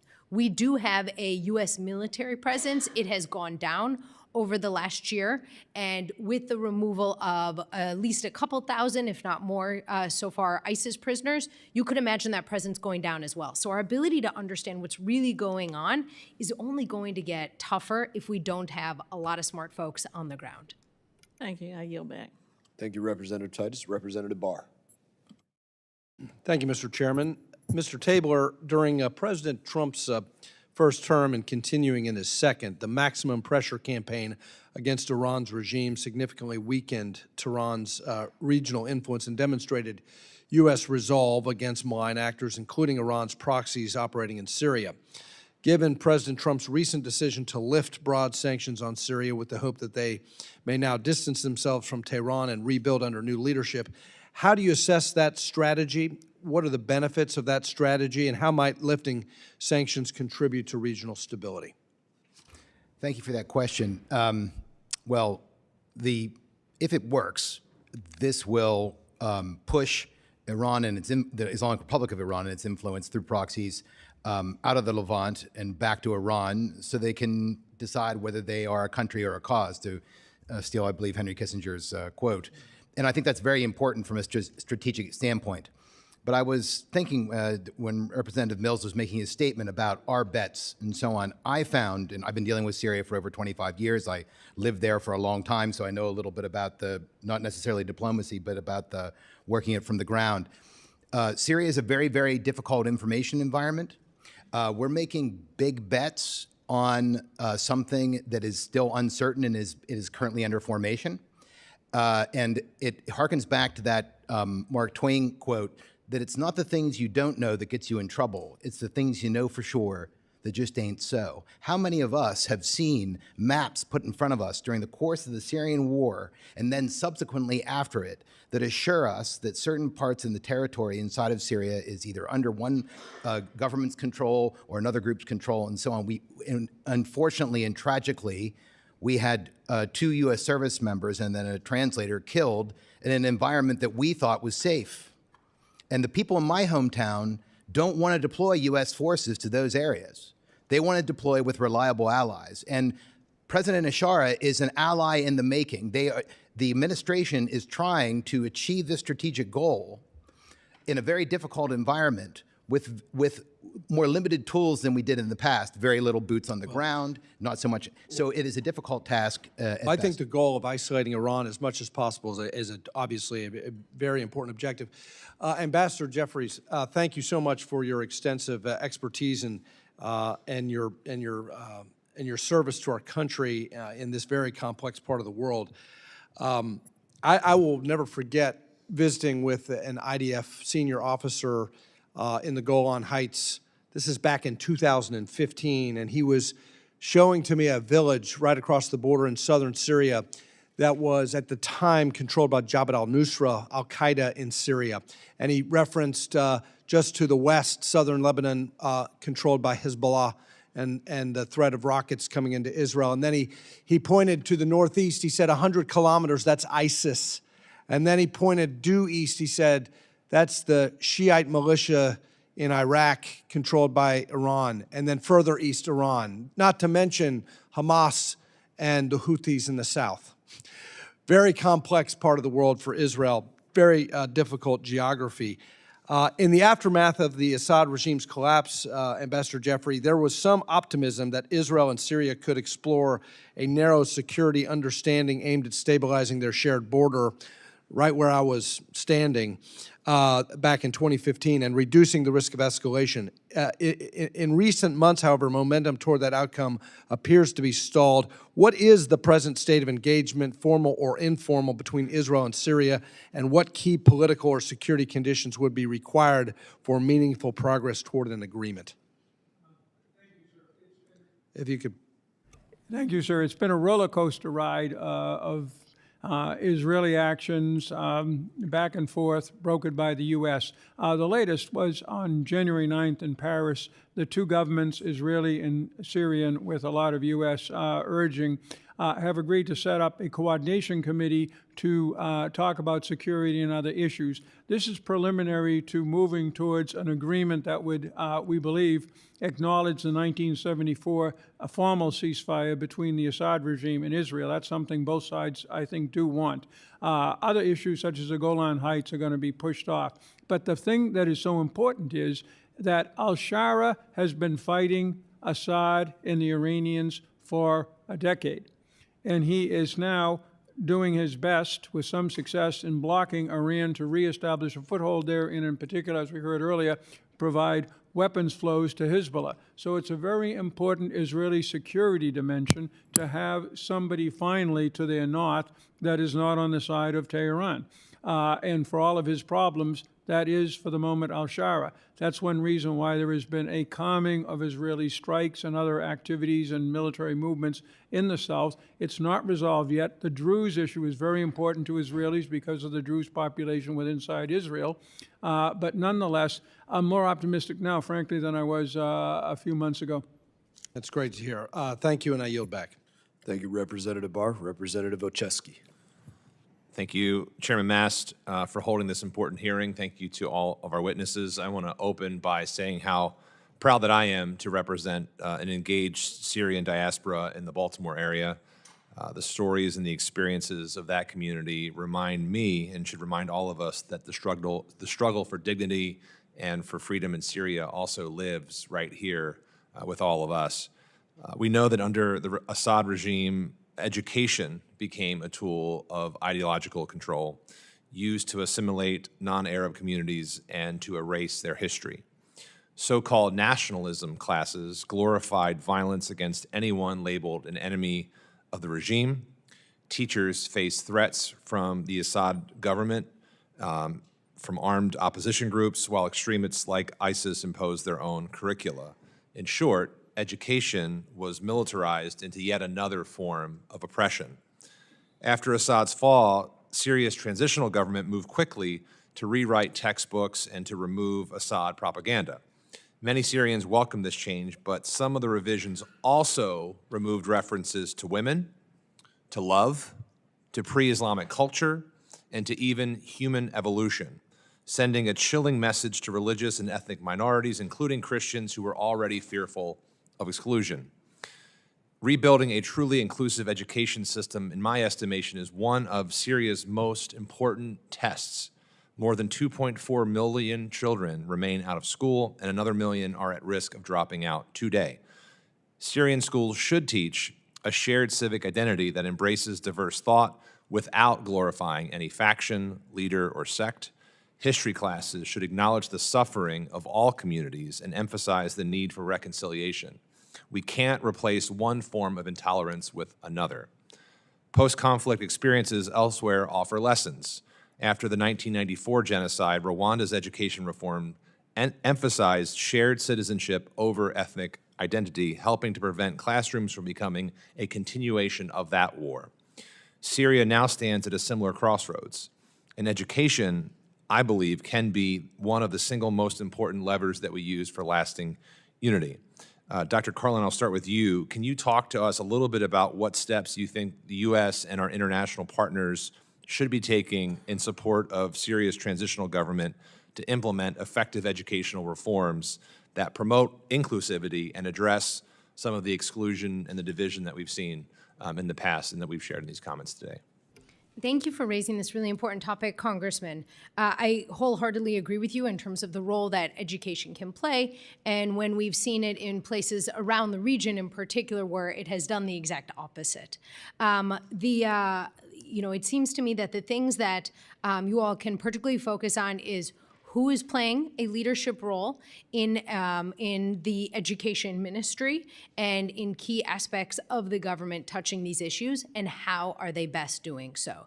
So looking at issues like textbook revisions, looking at how topics like sectarianism are covered, looking at how topics like the history of Syria are covered as well. So really thinking about who is in leadership there and how are they operating. Thank you. Appreciate that. And then to open it up to the panel, if anyone wants to chime in with any lessons or models that you have seen from other post-conflict countries that you think we should be thinking about in Syria. Ambassador.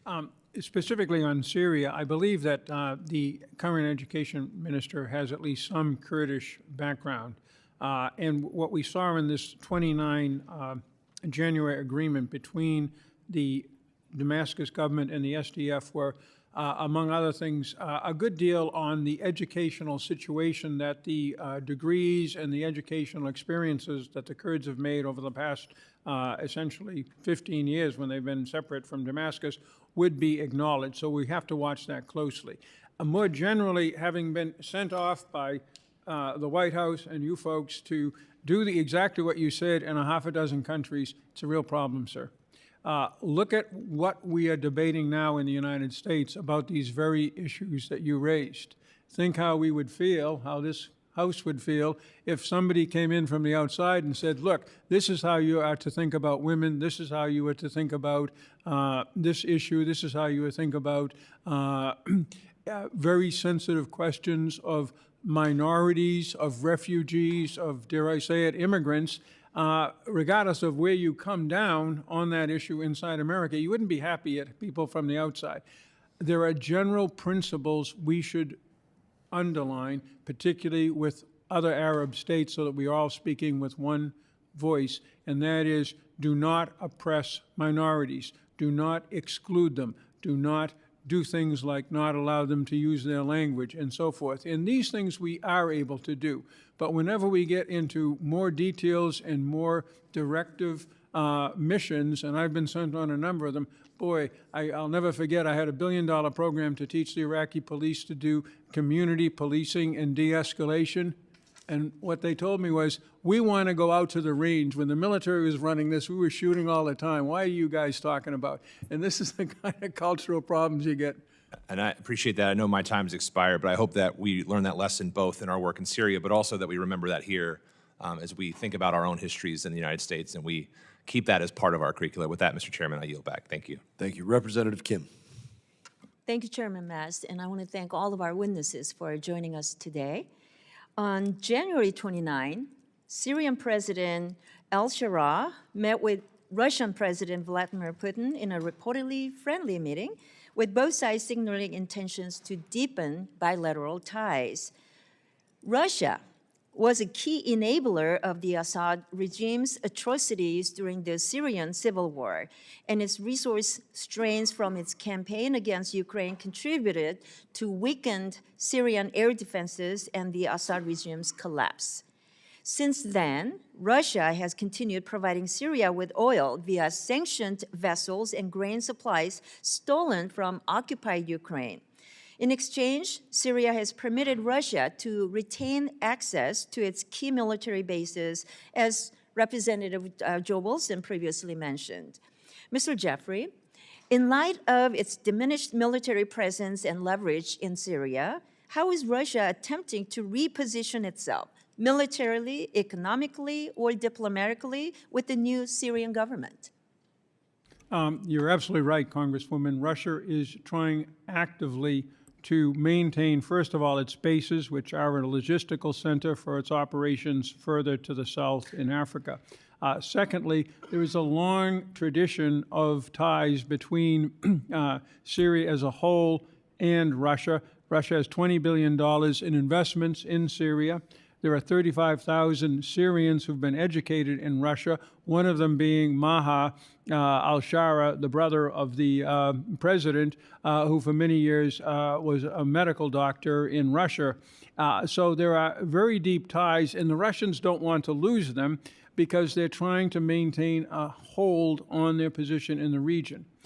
The most important thing is we do not want to see Russia dealing with Iran in Syria or any place else. That's a red line for us, and it should be for al-Shara.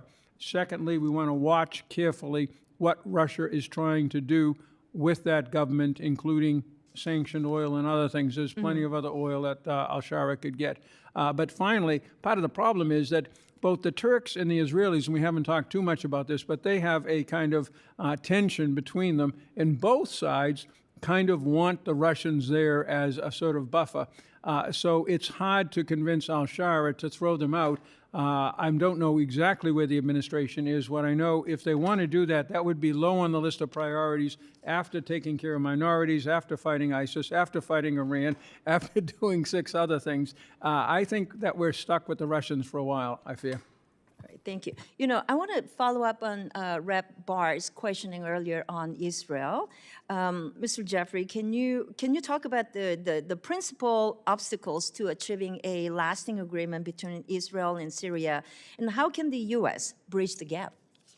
It's a very good question. I was in Israel some time ago, and I spent much of my time talking with members of the government and others, more on the right than on the left in Israeli politics, on their great concerns. We have to understand that after October 7th, Israel went through a huge, horrific transition, far worse in many respects than us after 9/11. They do not want to make any mistakes in their near abroad because they made a huge one with Hamas in Gaza. So they look at Lebanon, they look at Syria through that same lens, and I understand that and sympathize with it. Nonetheless, at the end of the day, the goal is to keep ISIS and Iran out of Israel's north. They have no real choice other than al-Shara. The rest of the region is supporting him. The U.S. is supporting him. The Europeans are supporting him. And I think gradually, it's why I know I'm sounding too optimistic here, which I haven't been in other appearances before this committee, but I think gradually we're moving in the right direction. With the Israelis and al-Shara, and even with the Israelis and the Turks. So that's a tougher issue. Thank you. Thank you. I want to get to Saudi Arabia quickly. On February 7, Saudi Arabia and Syria signed a multi-billion-dollar investment deal, including a launch of the low-cost joint airline and major telecommunications project. That marks one of the largest foreign direct investments in Syria since the repeal of the Caesar Act sanctions last December. Saudi officials noted that the agreements would be ready to implement contracts rather than non-binding MOUs. So can you talk about any provisions, if there are, in these contracts that raise concerns for U.S. national security or regional stability and that Congress should be aware of? It is the repeatedly stated policy of the Trump administration, and in various degrees other ones, to work by, with, and through our partners and have them put up a lot of the money for some of these reconstruction issues, be it in Syria, be it also in Gaza. So I think the administration is happy with the Saudis, it's happy with the Qataris, it's happy with the Egyptians and other countries that are reaching out to Damascus, along with Turkey, of course. We're doing very little in that regard, although we're ready to have business deals. But I think that the administration is quite open to regional states playing a big role in securing the peace after, as I said, the defeat of ISIS and Iran. Thank you. My time's up. I yield back. Thank you. Representative Alma. Thank you, Mr. Chairman, and thank you to our witnesses for being here. Last year, the Syrian people marked the fall of the brutal Assad regime. This was a historic moment after years of repression and war, and a moment of hope for minority communities in Syria and the diaspora, including the Kurdish Americans that I represent in Rhode Island. But while Syria's future holds promise, the road ahead is fragile and unfinished. ISIS remains a threat. Millions of Syrians still rely on humanitarian aid to survive, and the country must rebuild trust with its neighbors and the international community. For Syria to realize its democratic aspirations, it must become a nation where religious and ethnic minorities safely coexist and enjoy full representation in their new government. The new Syrian government has promised to lead on behalf of all Syrians. Yet, violence against minority communities exists. Attacks against the Druze and the Alawite communities continue. A Greek Orthodox church was bombed in June. In January, fighting between Syrian government forces and Kurdish fighters killed and displaced civilians.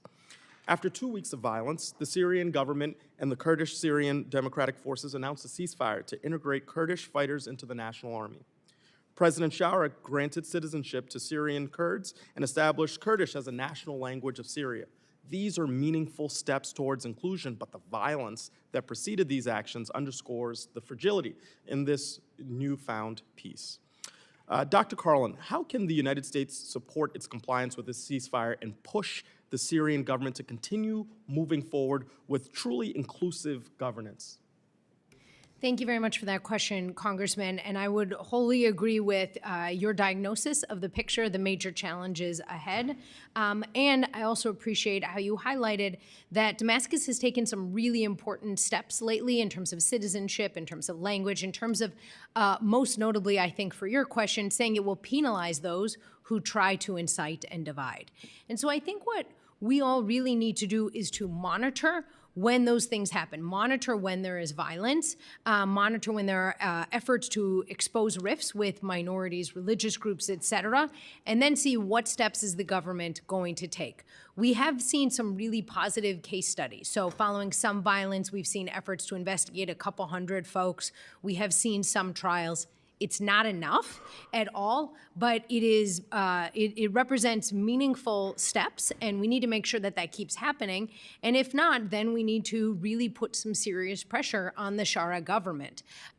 Syria, under an authoritarian strongman that doesn't allow for pluralism, isn't going to be a great partner to the United States. Yeah.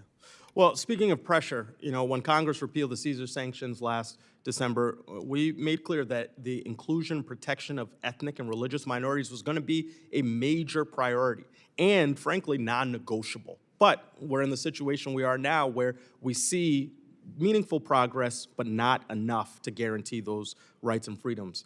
Dr. Karlin, do you think the threats of reinstating the Caesar sanctions serve as an effective deterrent to ensure those commitments are upheld for ethnic and religious minority protection? And what are some things that we in Congress can do and that we should consider to keep Syria moving forward? Thank you for highlighting that important point. I do think the effort to remove the sanctions was the right step. Syria is in this dynamic moment, and allowing for investment is important so that folks can see a future for themselves in a new Syria, and thus don't look elsewhere. I think I would look really closely at what happens with this SDF integration. This is a very, very new effort, of course, recently brokered. We did see some initial violence, of course, earlier this year. That has largely dissipated, but not entirely. And I think what we want to see in particular is the extent to which the SDF is welcomed and integrated into the military, and then who's going to be responsible for the Kurds in those areas. So I don't know that threats to reimpose are necessary at this moment. However, I think reminding folks of what a high priority this issue is for this Congress and for this administration is exactly right. Well, thank you for that. And the importance of protecting those ethnic and religious minorities is, a paramount focus. And, with the help of leaders like you and others, we'll continue to press on. With that, I yield back. Representative Davidson. Thank you, Chairman. Thanks, witnesses. I really appreciate you being here and the attention you've given to this vital region.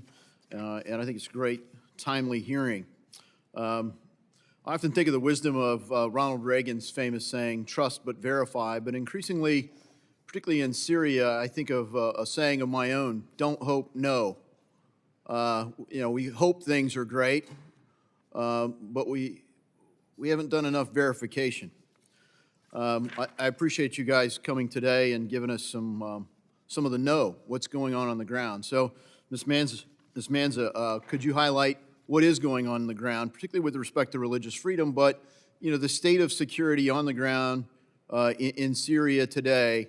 What do you know? I know that a lot of the religious and ethnic minorities are afraid of the violence that they've seen, and the polling that is done at the end of the year, showed higher satisfaction among Sunnis than minorities. But it's interesting because on social cohesion, it was actually even the Sunnis had a low score on that, because I think everyone wants to live in a cohesive, peaceful place. And right now, we've seen a lot of violence, of course, in March. Massive violence against the Alawites, in July, massive violence against the Druze. But we've seen those areas continue to have violence, and Christians continue to also report threats. And of course, this terrible violence just recently against the Kurds. But I just want to throw out that, the areas that Turkey invades and still occupies, because Turkey's not leaving. They just announced yesterday any of the areas. So they have Afrin, the Terkani, Ras Al Ain, and then those areas, USCIRF's reports are so damning. Like, for instance, they continue to target religious minorities, especially Yazidis, for rape, assassination, kidnapping for ransom, confiscation of youth property, desecration of cemeteries and places of worship.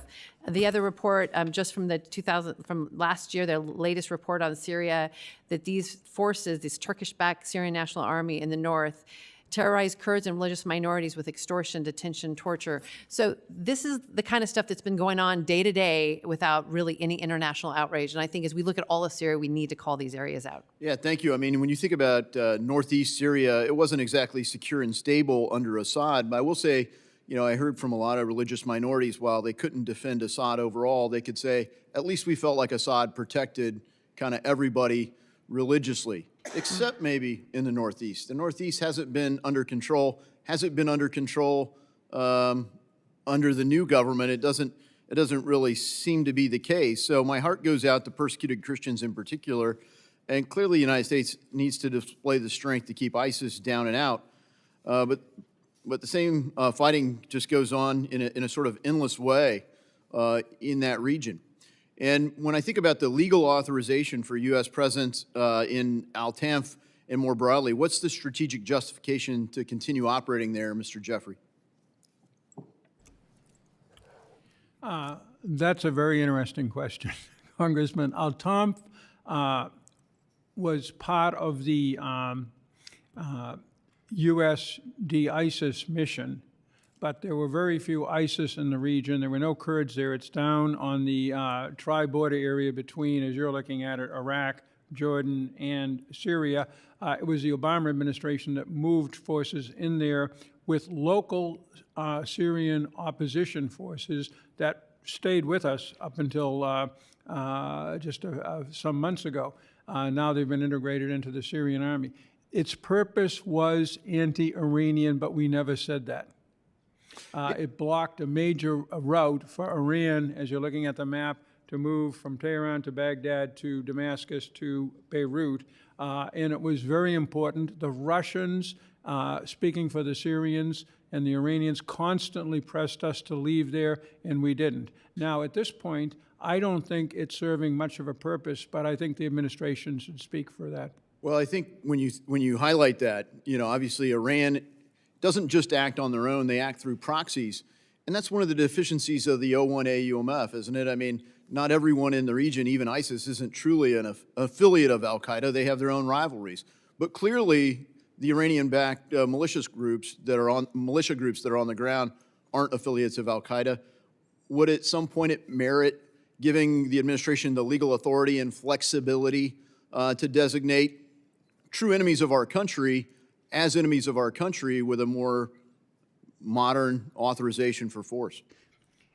That's a legal issue. I think the administration and the past administrations, Democrat and Republican, felt that they had enough authority to go after both the Iranian proxy groups, be they Hezbollah, Hamas, the Hashishabi, the Houthis, and Iranian IRGC itself, and ISIS and its offshoots. As we know, al-Nusra, which then became Hayat al-Sham and has now become much of the government of Syria, was on various terrorist lists by us and the UN up until very recently. A good point. It shifts quickly. Unfortunately, my time has expired, and I will follow up with you guys with some written questions. I yield back. Representative Stanton. Thank you very much, Mr. Chairman, for this important and timely hearing. The fall of Bashar al-Assad's regime represented the end of one of the most oppressive governments in modern history for more than 50 years. It was a regime responsible for the deaths of hundreds of thousands of Syrians, the use of chemical weapons against civilians, the displacement of millions of refugees during its decades-long rule. Its cruelty extended beyond its borders, including allowing Iran to traffic weapons through Syria and to its proxies, Hamas and Hezbollah. And its fall represented one of the most significant political shifts in the Middle East in decades. We must recognize the courage of the Syrian people who made this possible, who flowed back over the borders to see their homeland for the first time in years in the immediate aftermath. They created a chance to help Syria rebuild on a foundation of stability, pluralism, and representative governance. That's why I supported the removal of the Caesar Act sanctions. These sanctions serve their purpose in pressuring the Assad regime, but risk strangling Syria's economy when it could be rebuilding and stabilizing. As Syria rebuilds, the U.S. must provide strategic support, conditioned on the actions of Syria's transitional government under Ahmad al-Sharaa. First and foremost, we must ensure the protection of Syria's minority communities. Syria is not a monolith. It's a diverse nation of Arabs, Kurds, Druze, Alawites, Christians, and others who have coexisted for generations. These communities are now vulnerable. Olive branches that aim to integrate minorities, such as establishing Kurdish as a national language and promising to settle the civil educational rights of the Kurdish community, must be upheld. Dr. Karlin, the fighting between the Syrian army and Syrian defense forces was deeply troubling.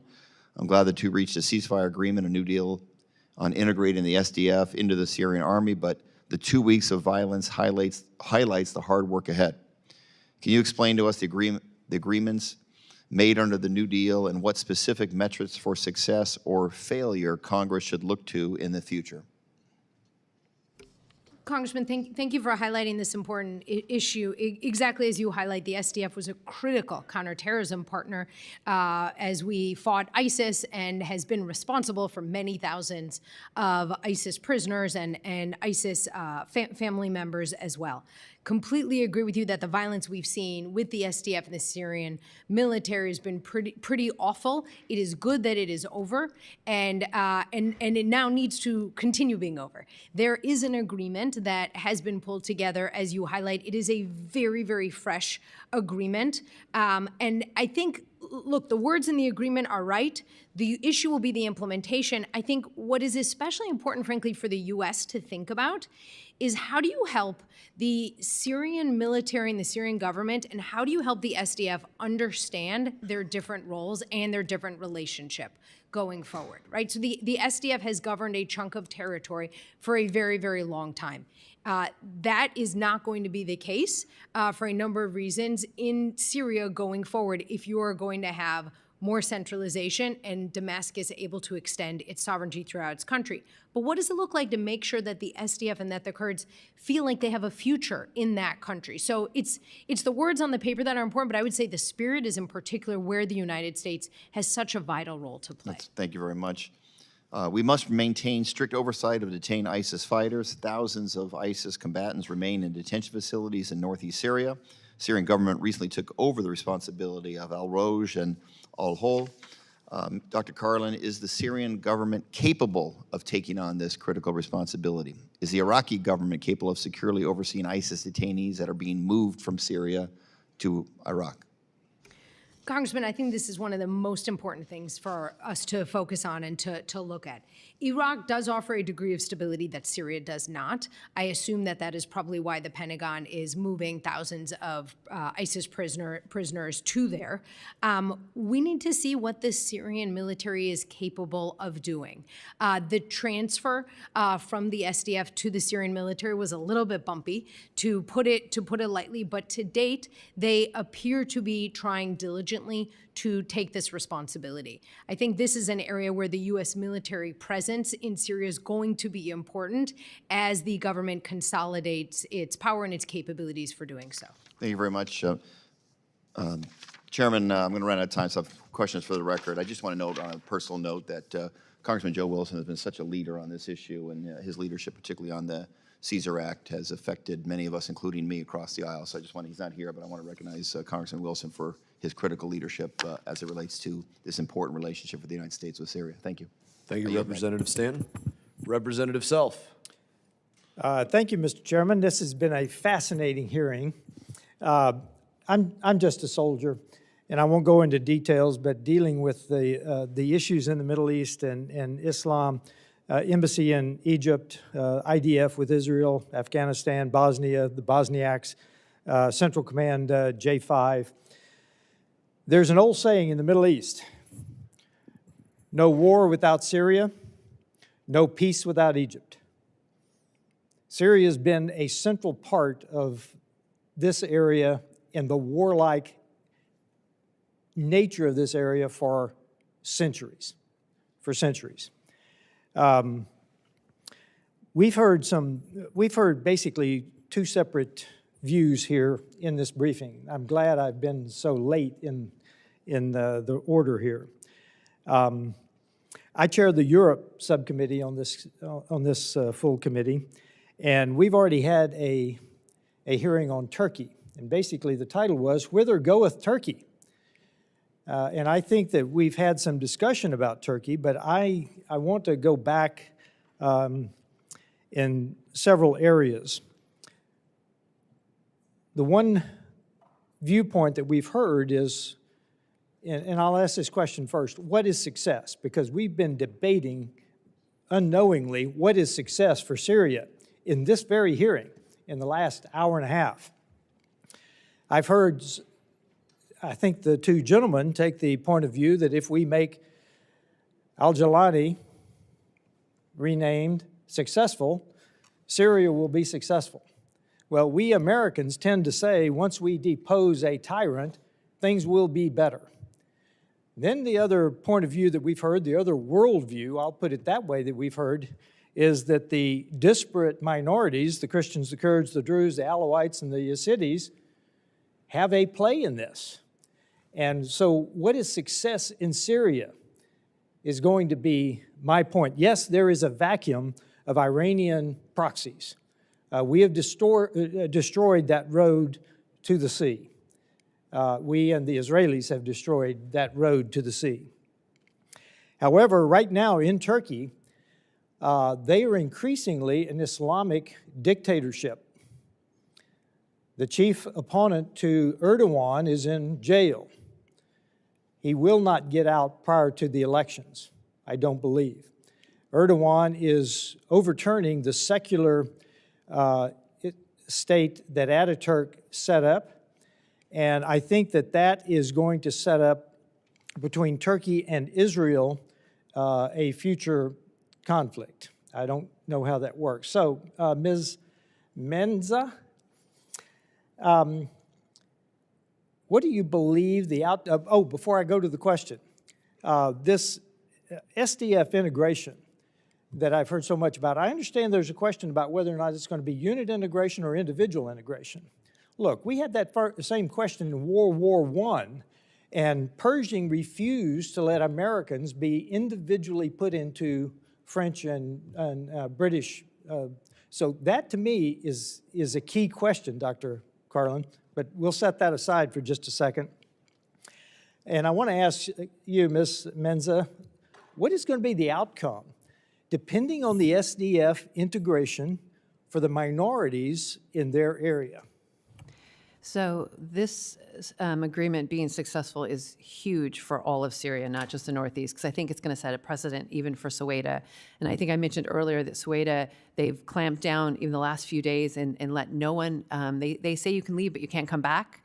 And there have been additional deaths there. So I think if we could see a piece in Northeast where they integrate them as brigades, where we're able to see local security, local governance, and keep these mixed Syrian security guards out, we could have that kind of piece that we were talking about. I think the thing about Turkey that's important to understand, and I just explained how horrific the conditions are for religious minorities in the places where Turkey controls completely, that are run by the Syrian National Army.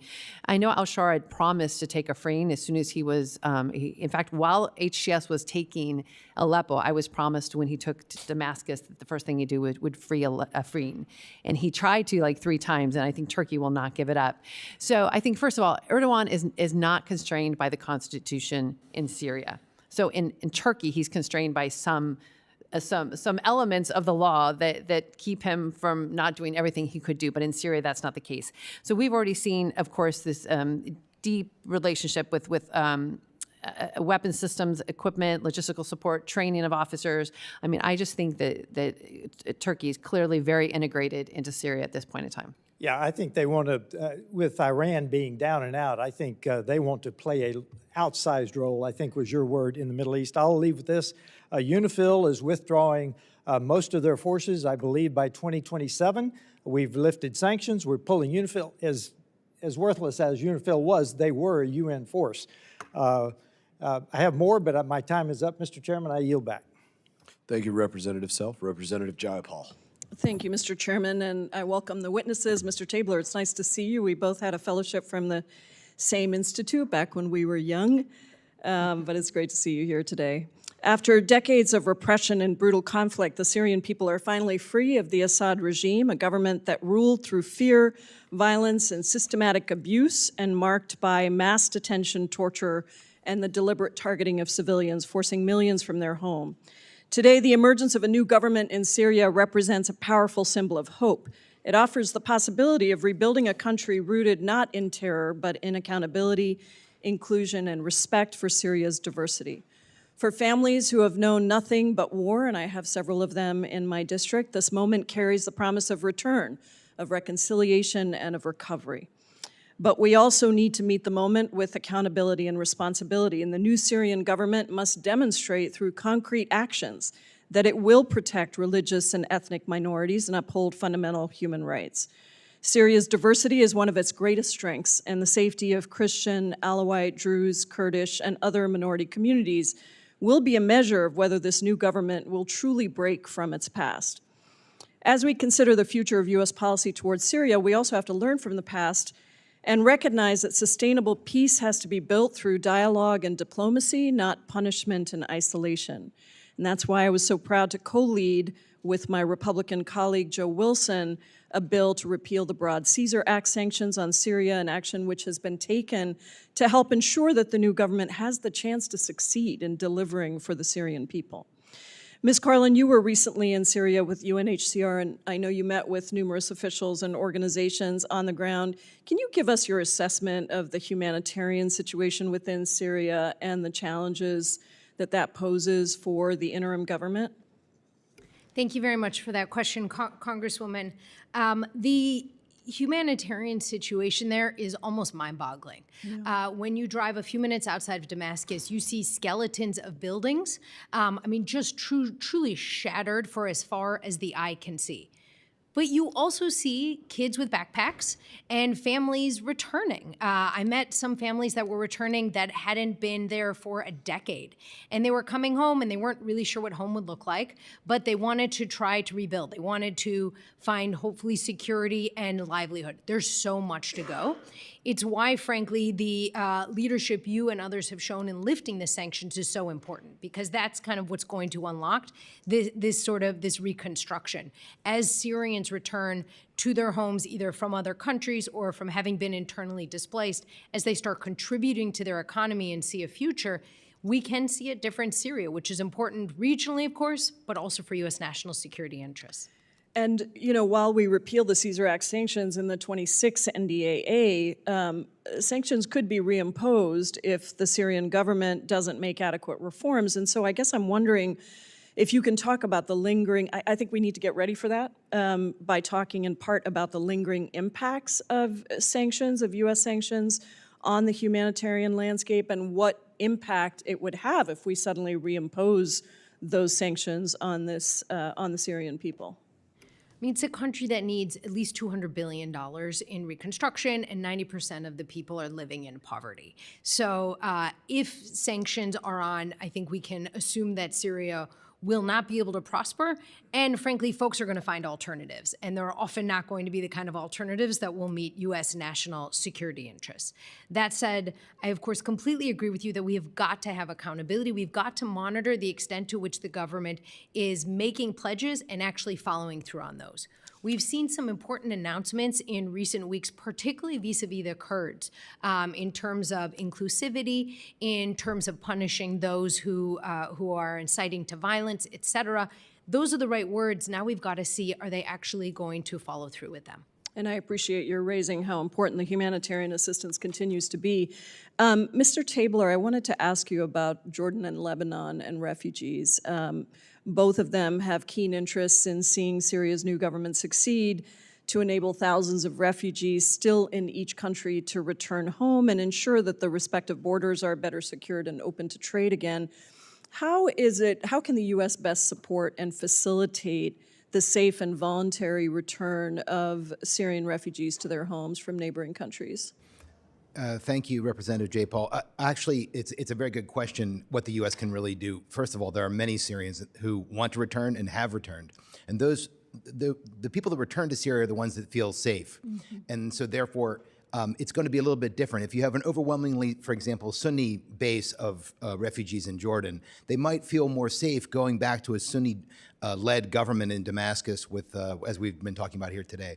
If they are minorities, however, and they're hiding in Lebanon, they probably are not going to feel as comfortable going back. That is also for a security reason. That's the initial on the surface. Deeper than that, the question is, what are they returning to? And that gets us to the rebuilding of Syria. And sanctions, under the Caesar sanctions, had a tremendous impact on Syria because it had secondary and other effects that prevented the reconstruction of Syria under the Assad regime for these crimes. Now with its repeal, it allows for the potential for Syria to receive these investments.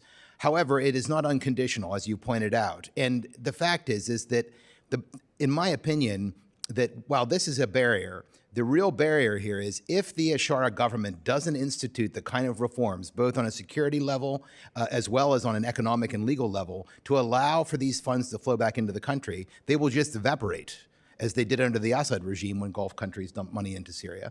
And people actually will not be able to rebuild substantially, and we will not have a reliable ally going forward. And that's something that the United States, you ask a question about what we can do. I think we need to go back to the Ashara government with their neighbors and say, okay, what are the kind of changes you need to make today to make a better future? Thank you. Thank you. Very comprehensive answer, and we have a lot of work to do, but we appreciate all of you being here today. Thank you for your testimony. Representative Lawler. Thank you, Mr. Chairman.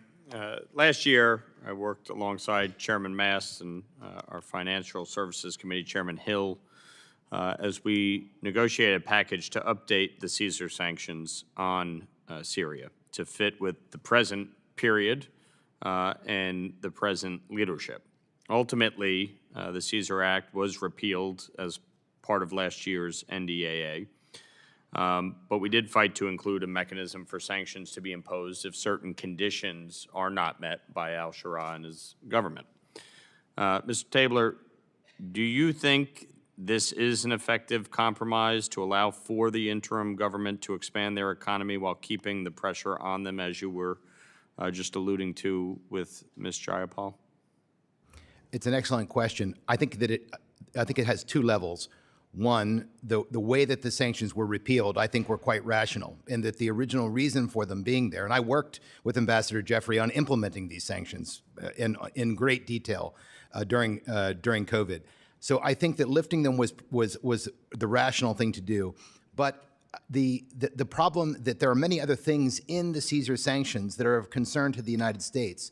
And so therefore, if those benchmarks are not met, it is worth revisiting them because, very frankly, because the Ashara government cares about that, right? And this is a major point of leverage over their behavior. And right now, nobody's here is talking about regime change or anything messy like that. We're simply talking about modifying the behavior of the Ashara government, its security forces, and so on, as it goes forward as a result concerning minorities and others. So to that end, what pressure can we put on al-Shara's government absent Caesar? And to what extent do you see Syria's state sponsor of terrorism designation as effective leverage? Yeah, so that's a big one that's coming up. I think it is tremendous leverage. I think the one immediate thing in the, we're talking about a very early implementation, is concerning President Trump's engagement with Ahmed Ashara himself personally. So if we were to look at this, any communication between President Trump and Ahmed Ashara, and I think this has been communicated, that this agreement on the 30th of January needs to be implemented because it concerns a very sensitive issue as concerns minority rights, also strategic places where U.S. forces are. This line needs to be enforced. And I think the administration, as well as Capitol Hill, is prepared to do that. So al-Shara continues to position himself as a moderate and pragmatic leader for Syria, given the alternatives that may be true. But, even though he is often sending diplomats to D.C. and has visited the White House, he's still growing closer with Russia. There are concerns about that, not to mention, obviously, his past terrorist ties. Mr. Jeffrey, do you view al-Shara as an honest broker? Based on what he has done in the past few months, do you trust him or are you wary of his assurances? I'm wary, but I also have seen when we were working in the first Trump administration, key to much of what we're trying to do in Syria, which was not only to defeat ISIS, it was to get all of the Iranians out and to have a reconciled and peaceful Syria. Those were our three core goals.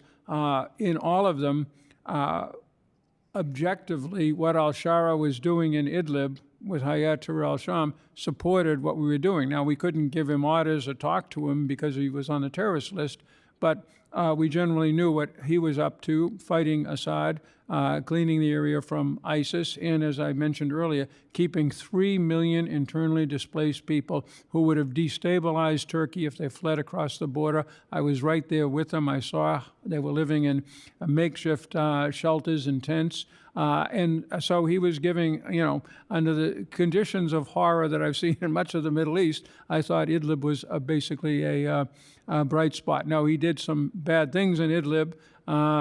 Frankly, our Kurdish friends did some bad things in their areas as well. But all in all, he's somebody that we've been able to work with. Let's just see what happens next. And the most important thing is executing this 29 January agreement. Now, obviously, there's been some positive steps with Saudi Arabia and others with economic investments, which, is critical to actually get this on the right track. One of the most important things has been the discussions between the U.S., Israel, and Syria with respect to de-escalation and intelligence sharing. And there are reports of upcoming talks to finalize this. Mr. Jeffrey, in your opinion, what would this type of security agreement mean for both Israel, Syria, and the region? First of all, it would stabilize the rather rocky relationship between Damascus and Israel and probably end, although they've pretty well settled down now, Israeli military operations inside Syria, which were quite extensive right after the al-Shara government came to power. I think it's important because, again, Israel's core interest is not having an Iranian proxy on its northern border. And it doesn't have one now because al-Shara rolled in and the Iranians had to retreat. As long as Israel can maintain al-Shara as a partner in that particular endeavor, then I think that there's a basis for a relationship. But as we've talked about for the last 2 hours, Iran will come back in if the country starts falling apart. So it's not just not being nice to the Iranians, it's also being nice to the minorities to the degree that they don't start looking for allies, because I've had several indications Iran is trying to get back in and find partners. Appreciate it. Thank you. Representative Fine. Well, thank you, Mr. Chairman. You know, I approach this from a different perspective. I'm going to give you all the chance to educate me a little bit today. I generally believe that once a Muslim terrorist, always a Muslim terrorist. That you don't engage in that sort of behavior just, you know, because you're trying to advance a political agenda, and then all of a sudden you turn the other cheeks. Maybe I'm wrong, and maybe people can engage in the most horrific acts, but then they were only doing it for sort of inexplicable reasons. So, Ms. Maenza, I really want to ask you, there have been terrible things that have happened in Syria since he came to power. And my question to you is, do you believe the current president of Syria was in control of those events? Were these intentional events? Or is he just not a sort of competent leader of the country? And so these still, I have no idea what's happening. I didn't know. They're just killing people around me. Do you think he agrees or is incompetent? Which of the two? Thank you so much for the question, the difficult question, Congressman. I think the important thing is to note is the facts that al-Shara sent these troops into Soweto after they had already committed atrocities in the coastal areas. They sent them into the Northeast, even though they had a history and there was this growing hate speech against the Kurds. So they had to know that there was going to be violence. So I just think the threshold for allowing violence should be unacceptable to the U.S., and there needs to be a pushing back of this isn't allowed. The fact that that horrific video you watched and even more happened days ago, and then right after that, we see an economic deal being signed, you know, with the Syrian government and Ambassador Barak. That's not the way to reward this kind of behavior. So I think that if, in fact, let's presume that President al-Shara is a pragmatist and his troops aren't quite there yet. A pragmatist will bend when they have pressure. So we're not doing him any favors by giving him a high five, by giving him unconditional support, by trying to raise him in the international community when you look at these atrocities that his troops are committing. All right, so I haven't gotten a real sense. Again, it's either I'm incompetent, and so these people do this, and I'm not really in control, or wink, wink, nod, nod, I was a terrorist, I still am a terrorist. And I'm killing people. But let's try to put it in terms of something that people may be able to wrap their head around. Because look, I was in Israel last summer. I didn't think anyone could care less about the Jews, which I am one, until I saw what was happening to the Druze, which I believe it's because they sound like Jews, so people must assume that we're sort of all the same. I'm interested in all four of your perspective. How many innocent people do you believe have been killed in Syria since the new president took over over a year ago? Is it 10, 100, 1,000, 10,000? How many do you all think have been killed since he took over? Whether it's intentional or incompetent. And I'll start with you, Ms. Maenza, and then I'd go down the line. Got a guess? I would say 10,000 in the minorities. I think that we're way undercounting both in Soweto and in the coastal areas. So your estimate's 10,000. Ms. Karlin, what's your estimate? How many innocent people have been killed? My estimate's probably slightly lower, but I really can't pinpoint it. But like between 5 and 10? Thousands. In the thousands. Okay. I think we can guess. Mr. Tabler, how many? I think the number killed have been in the thousands. The degree to which they're innocent or not, or whether they were combatants or not, I have no way to judge. But of course, people have lost their lives. It's not a secret. Mr. Jeffrey, Ambassador Jeffrey? Probably between 2,000 to 4,000 in a country that in 14 years of war saw 600,000 people killed. And that has to be taken into consideration, too. It's a hell of a lot less than what we saw when we were dealing with it. Well, thank you. Look, I think it's probably close. Based on what I saw in Soweto, I wouldn't be surprised if it was 10,000 people right there.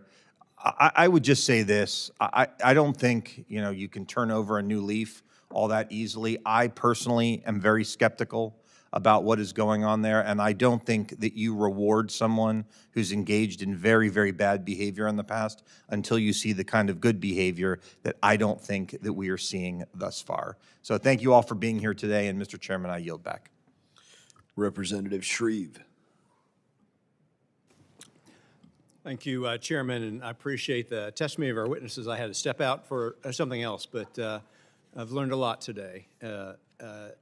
Dr. Jeffrey, Mr. Jeffrey, it's good to see you again. I had an opportunity not so long ago to stand at the Israel-Syria border, and it was at one of those quiet moments, as Dr. Karlin described it. But I'm just reminded of the importance on both sides of that border toward keeping it such. A few weeks ago, there was a prison break, detainee break. 100 or so folks at the low end of the estimates that broke out of custody. And then subsequently, our U.S. forces began a mission of transferring, I think, about 7,000 detainees, ISIS detainees, from northeast Syria to Iraq. And the question might best be directed to Mr. Jeffrey, but Mr. Schaller obviously has a lot of experience on the ground. All of you do. Can you tell us what the current status is on the movement of these many thousands of detainees? And are we going to be in a better place once we've affected that, in your view?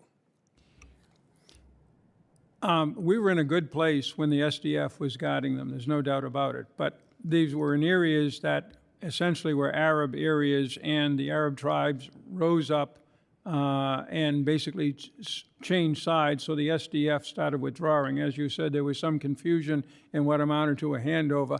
I'm surprised it was only 100 or 120. Supposedly 80 were captured. Now, what the U.S. decided in order to basically spread the wealth to allow us to better manage this, us being the entire defeat ISIS coalition, was to move third country, European, Russian and such,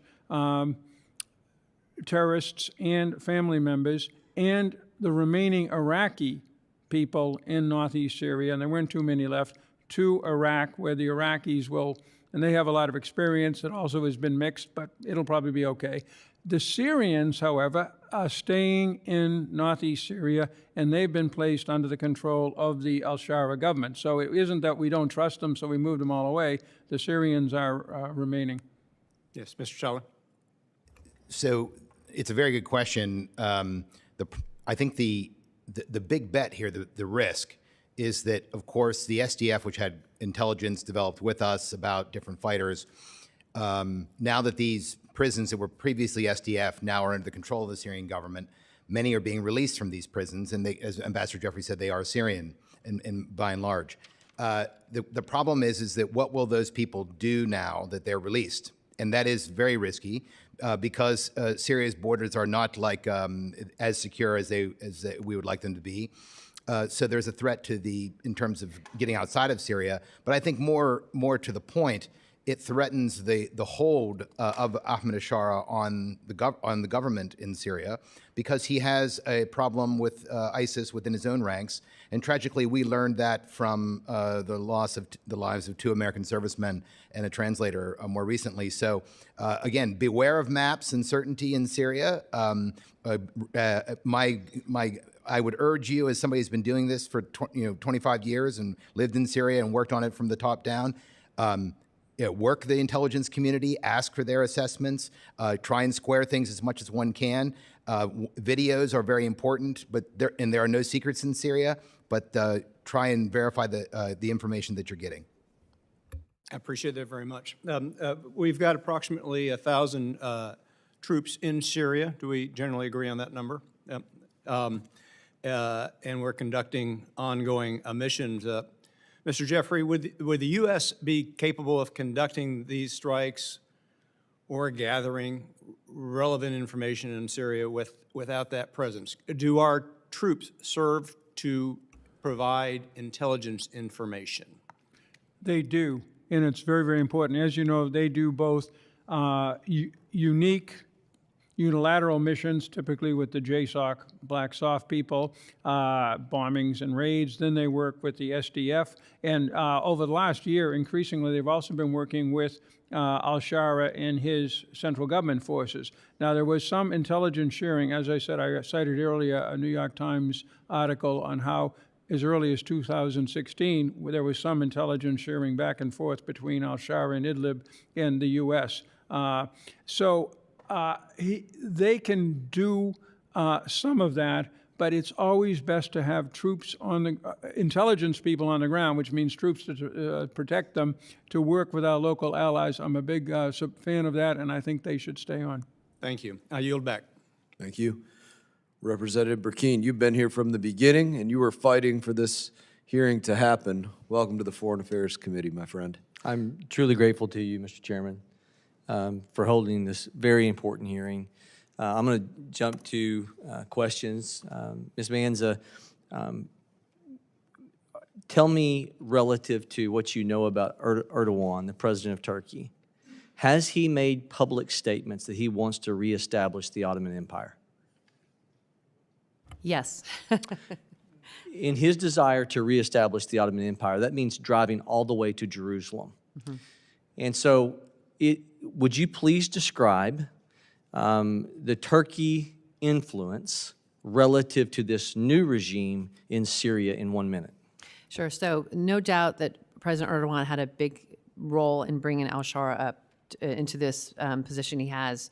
He's training his military, he's putting their officers through school, but also establishing troops on the ground. I think he has over 20,000 on the ground and says he's not going to pull them. So I do think that, as I mentioned earlier, there are no constraints for Erdogan in Syria like there are in Turkey. So he's able to push al-Shara, no doubt pushed him to want to take the northeast, which is why the U.S. really should have countered him better. Is there any decision that al-Shara has made in the last 6 months that Turkey is going public in major opposition to? I have not seen that. Neither have I.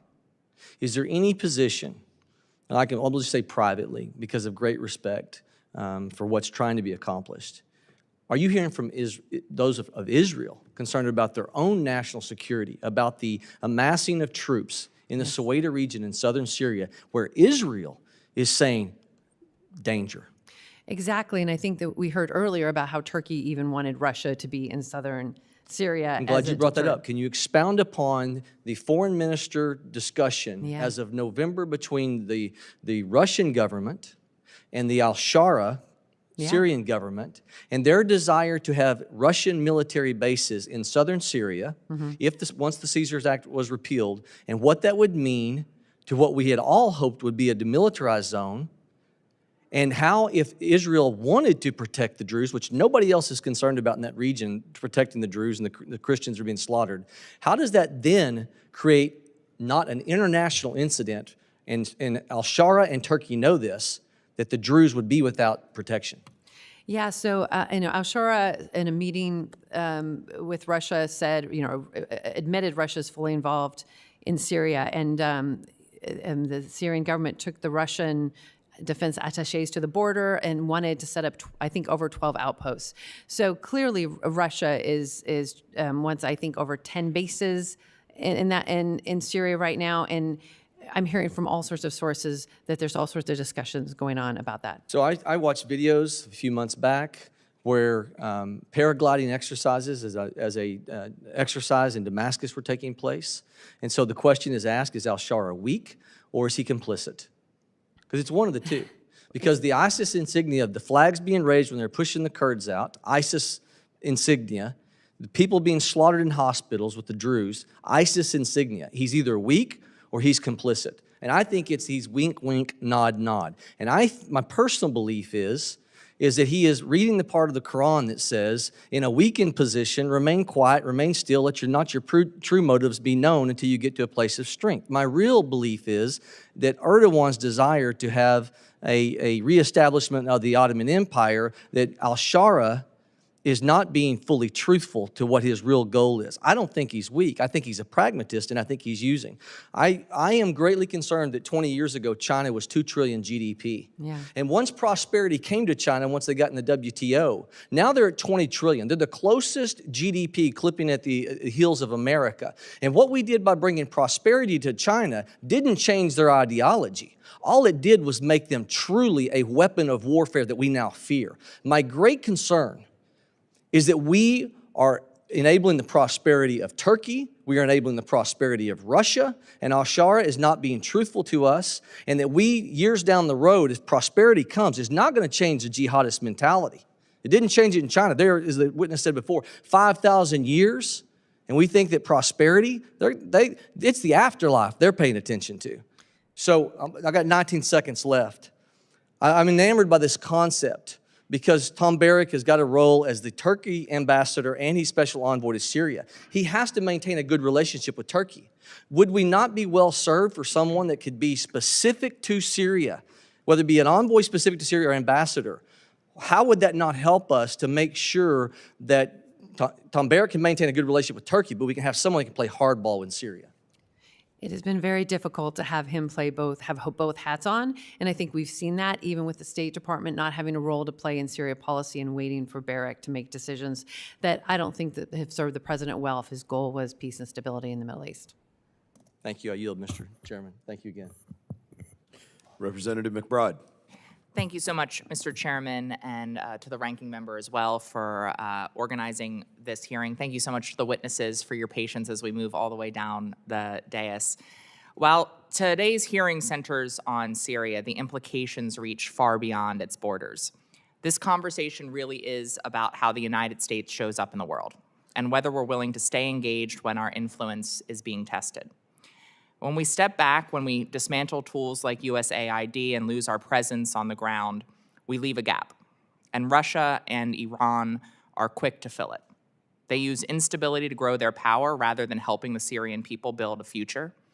Continued engagement alongside our NATO allies is how we build stability, uphold our values, and convey to the region and the world that we won't cede ground to actors who thrive in and on chaos. Zooming back in specifically, for decades, Syria under Bashar al-Assad served as a base from which terrorism and instability radiated across the Middle East. And woven deeply into that reality is Russian influence. Russia didn't appear in Syria overnight. Their military ties date back to 1971, when the Soviet Union first established the naval facility in Tartus, a strategic base for projecting power in the Mediterranean. Over time, their influence has become embedded in nearly every layer of the Syrian state. Russia began printing Syrian currency. Russia began supplying arms and subsequently servicing their weaponry.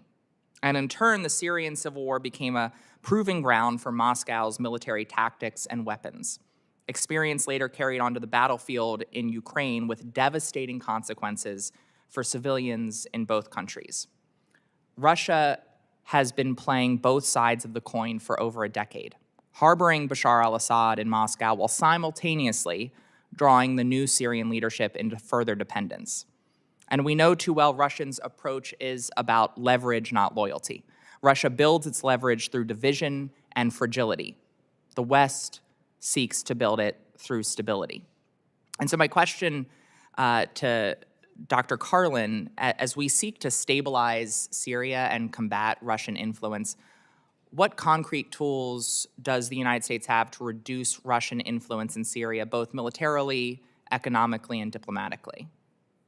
Thank you very much for highlighting that important question, Congresswoman. It seems to me that the Syrian government's approach toward Russia is similar to its approach writ large. It's got to minimize enemies and maximize friends because it's juggling a whole lot, as we've talked about throughout this hearing. I have gotten the impression that it is not a top 5, top 10 priority from the U.S. perspective to pressure Damascus to downgrade its relationship with Russia.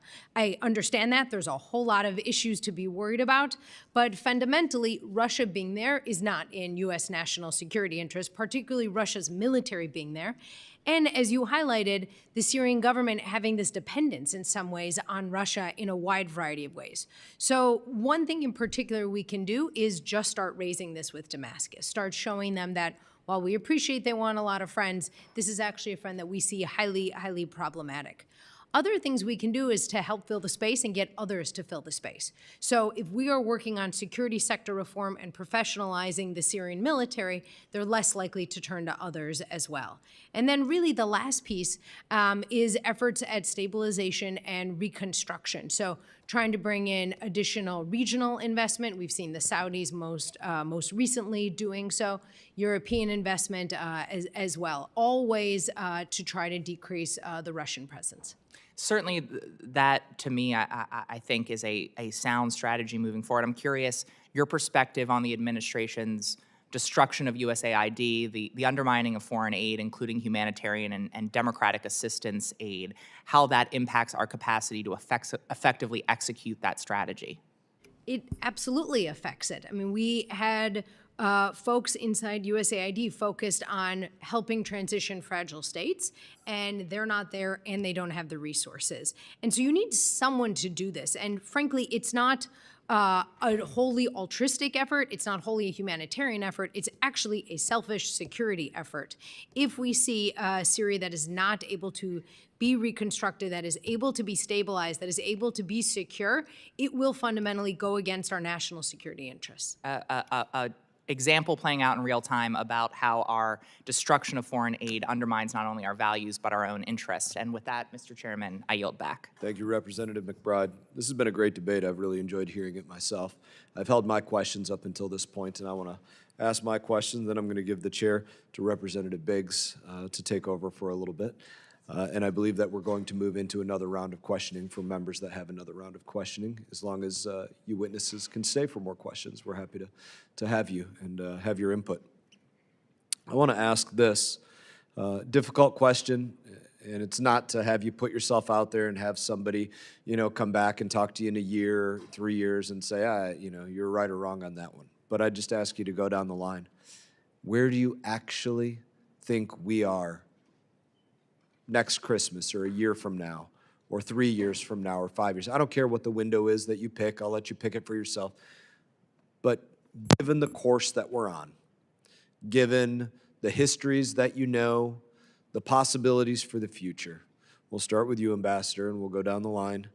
Where do you think we are in you pick the window of time?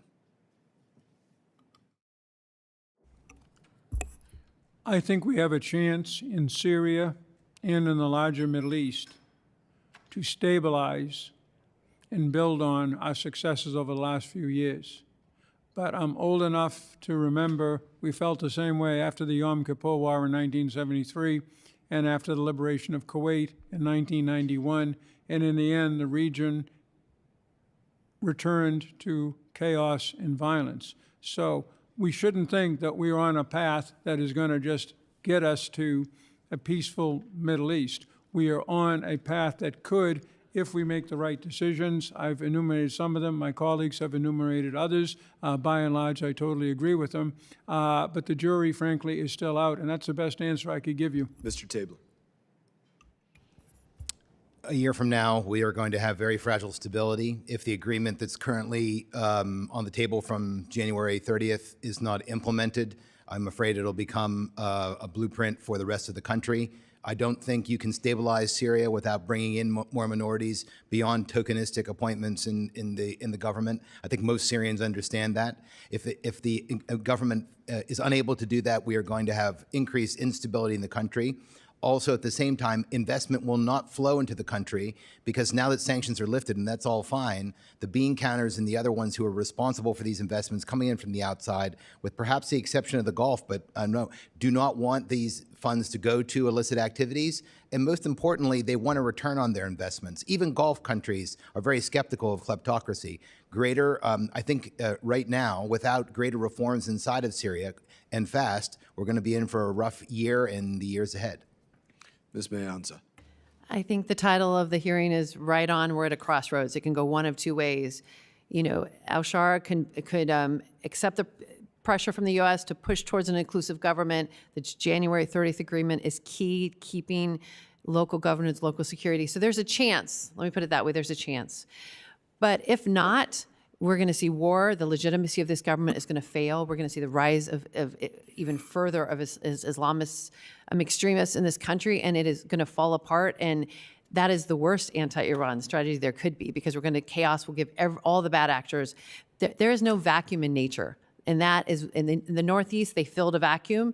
And that is what we've got to be watching for now. So I think it's the pressure the U.S. puts on right now is going to be critical for what happens next. Ms. Karlin. Thank you very much for that question. I think we're going to continue to see fragility. So a year from now, we will see the integration of nearly all armed actors. We will see violence continue, including violence against minorities. I think simultaneously, we will also see efforts to try to efforts to counter that violence and to investigate it as well. We'll see a lot more investment come through, and I think we will see continued progress on the Israel-Syria front. I think the dilemma will be us trying to understand a year from now, has enough progress been made? Because we will not be satisfied with where things are a year from now. Thank you all for your responses. I'm going to hand the chair to Representative Mills. I believe he's going to recognize Representative Biggs, Representative Stutzman. Thank you also for joining our committee today, and then move into another round for those that wish it. Thank you for your responses.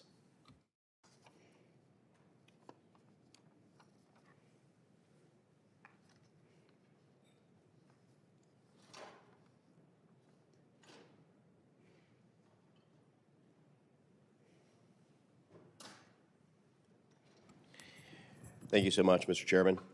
At this time, we'll recognize my colleague from South Carolina, Ms. Biggs, for 5 minutes. Thank you, Mr. Chairman, and thank you to our witnesses for being here today. As Syria enters a new chapter under the leadership of Ahmad al-Shara, we must move beyond rhetoric to examine historical governance. While Mr. al-Shara has recently adopted the mantle of a national statesman, he is not a new actor in Syrian administration. For the 10 years preceding the fall of the al-Assad government, al-Shara exercised sovereignty over the Idlib district. This decade-long tenure serves as a primary case study for his administrative philosophy. So my question is to Dr. Maenza, since past performance is the best indicator of future performance, what were the conditions like for Christians, for Druze, and other religious minorities under his control in Idlib? Thanks so much, Congresswoman, for that question. I'm going to refer to the U.S. Commission on International Religious Freedom's last 2 reports on Syria. And I think while it's easy to look at Idlib as having been a success, and hearing some of my colleagues talk about the stability, the religious freedom conditions there were horrific in the last several years. And the U.S. Commission on International Religious Freedom and the State Department both designated HTS as an entity of particular concern because of the egregious, ongoing, systematic violations of religious freedom. So, for instance, in the last year's report, it said HTS continues to impose its interpretation of Sunni Islam on both Muslim and non-Muslim residents alike, and goes on to talk about how they had taken land from Christians. And the other report they had, very similar to that, said that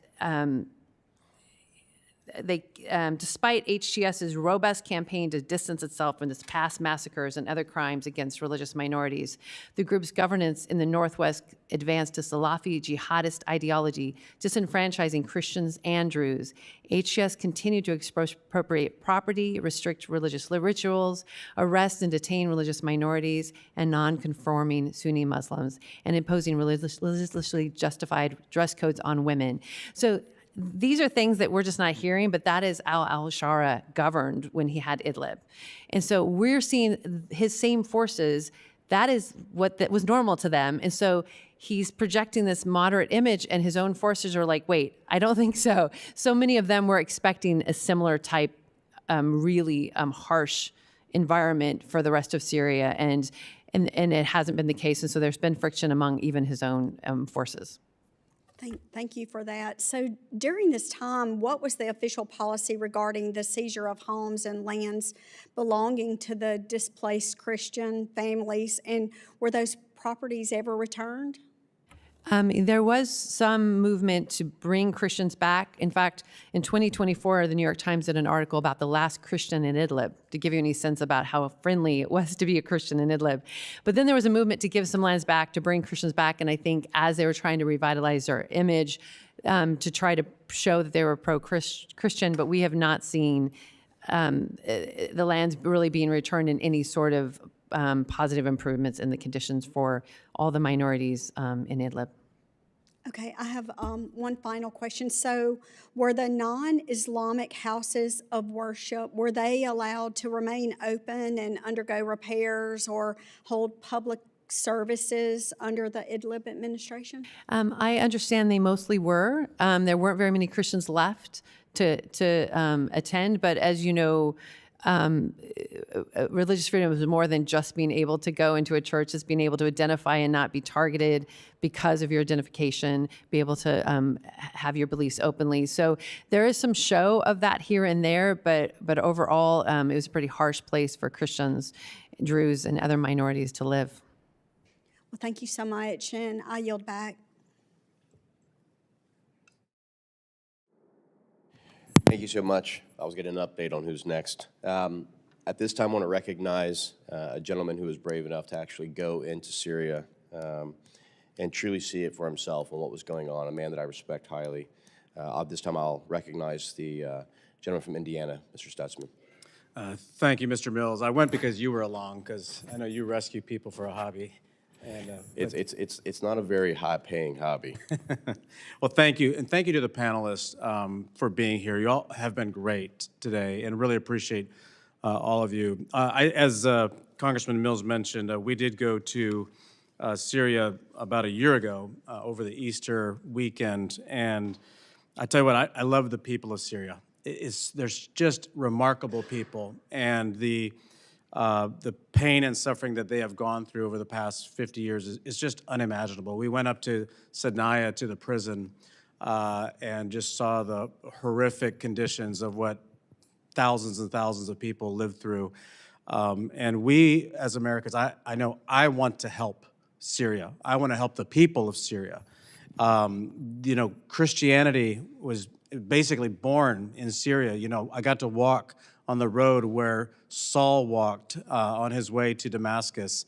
And I met with President al-Shara, and I told him if we could get Syria safe and secure, the amount of tourism that would occur from Christians, just Christians, others as well, but Christians would love to go to Jerusalem and then to Damascus.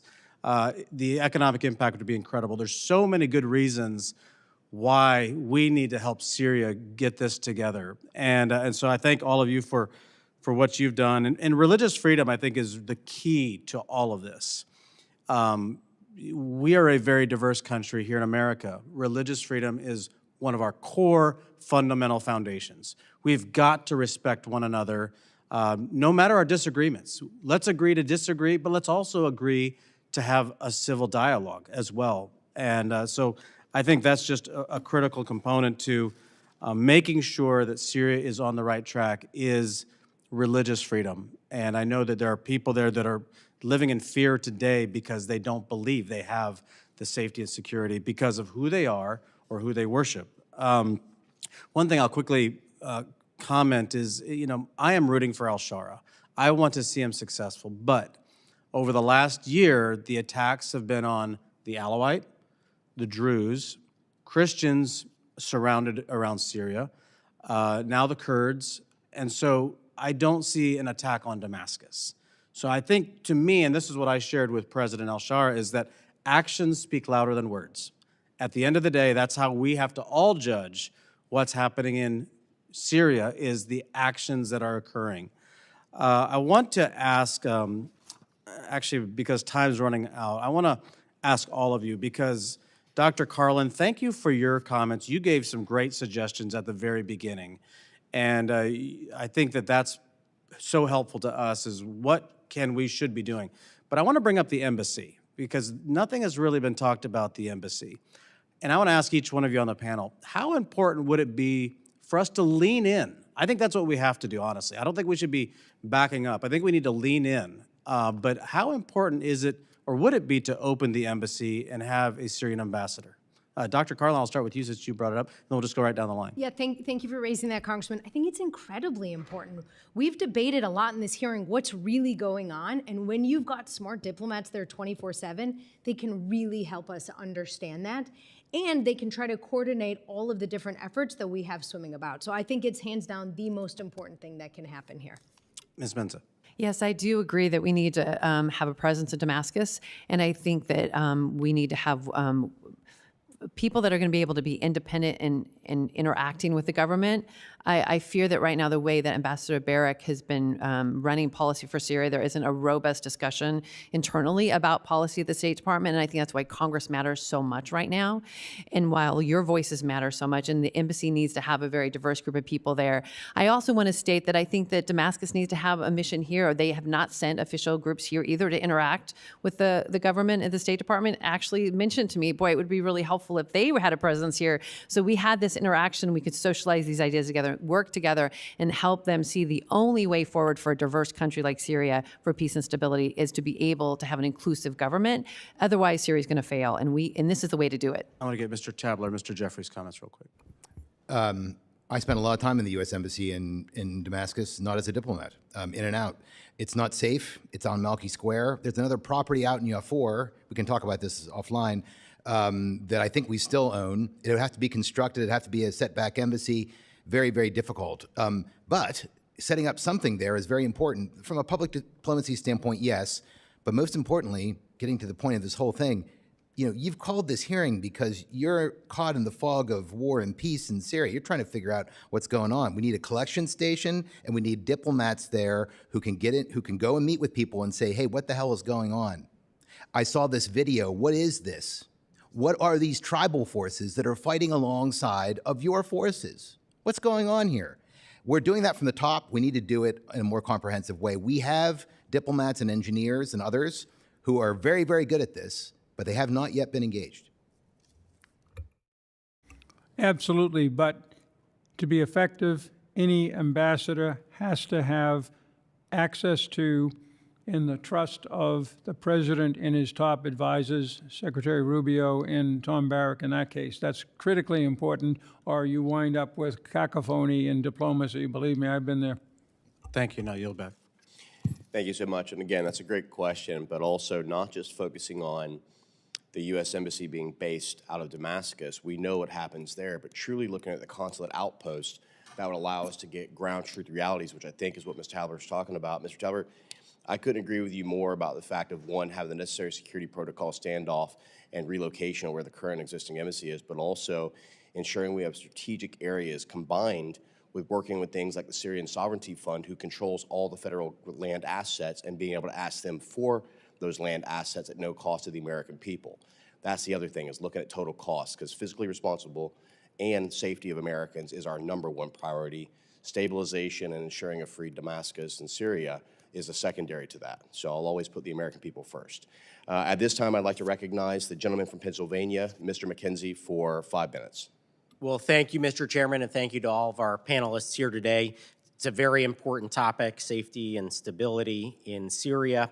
And for myself, it's an important topic because we have a strong and vibrant local community of Christian Syrians. It's the second largest Syrian population in the country.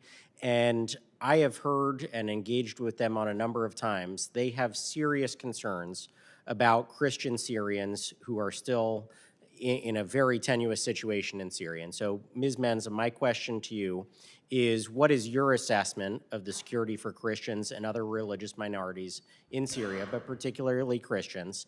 And do you see conditions for those groups improving, remaining unchanged, or deteriorating under the current government? Thank you so much, Congressman, for your question. Christians have dropped from 10% of the population before the war to 2% today, roughly about 300,000 to 400,000 that are left. And while it seems that President al-Shara has directed his forces to not touch Christians. So we haven't seen the same sort of targeting of Christians, and it seems to be purposeful that way. Yet they have been caught in Sowetas, they've been caught obviously in the Kurdish areas, they've been caught in the Alawite area, so we have seen them killed. And there has been targeted killings. In fact, there are even some Christians that are being detained right now. So it is not, they still are running into problems and have great insecurity and fear of the future. I think that beyond the historical churches, and I think those are the ones that there has been some sort of sense that you can't touch those, and so they haven't been targeted the same way we've seen some other minorities. I think it's important to understand that in the Northeast, especially among Kurdish Christians, they've been very public that there are places, in fact, where else in the Middle East do you see churches of Christian converts?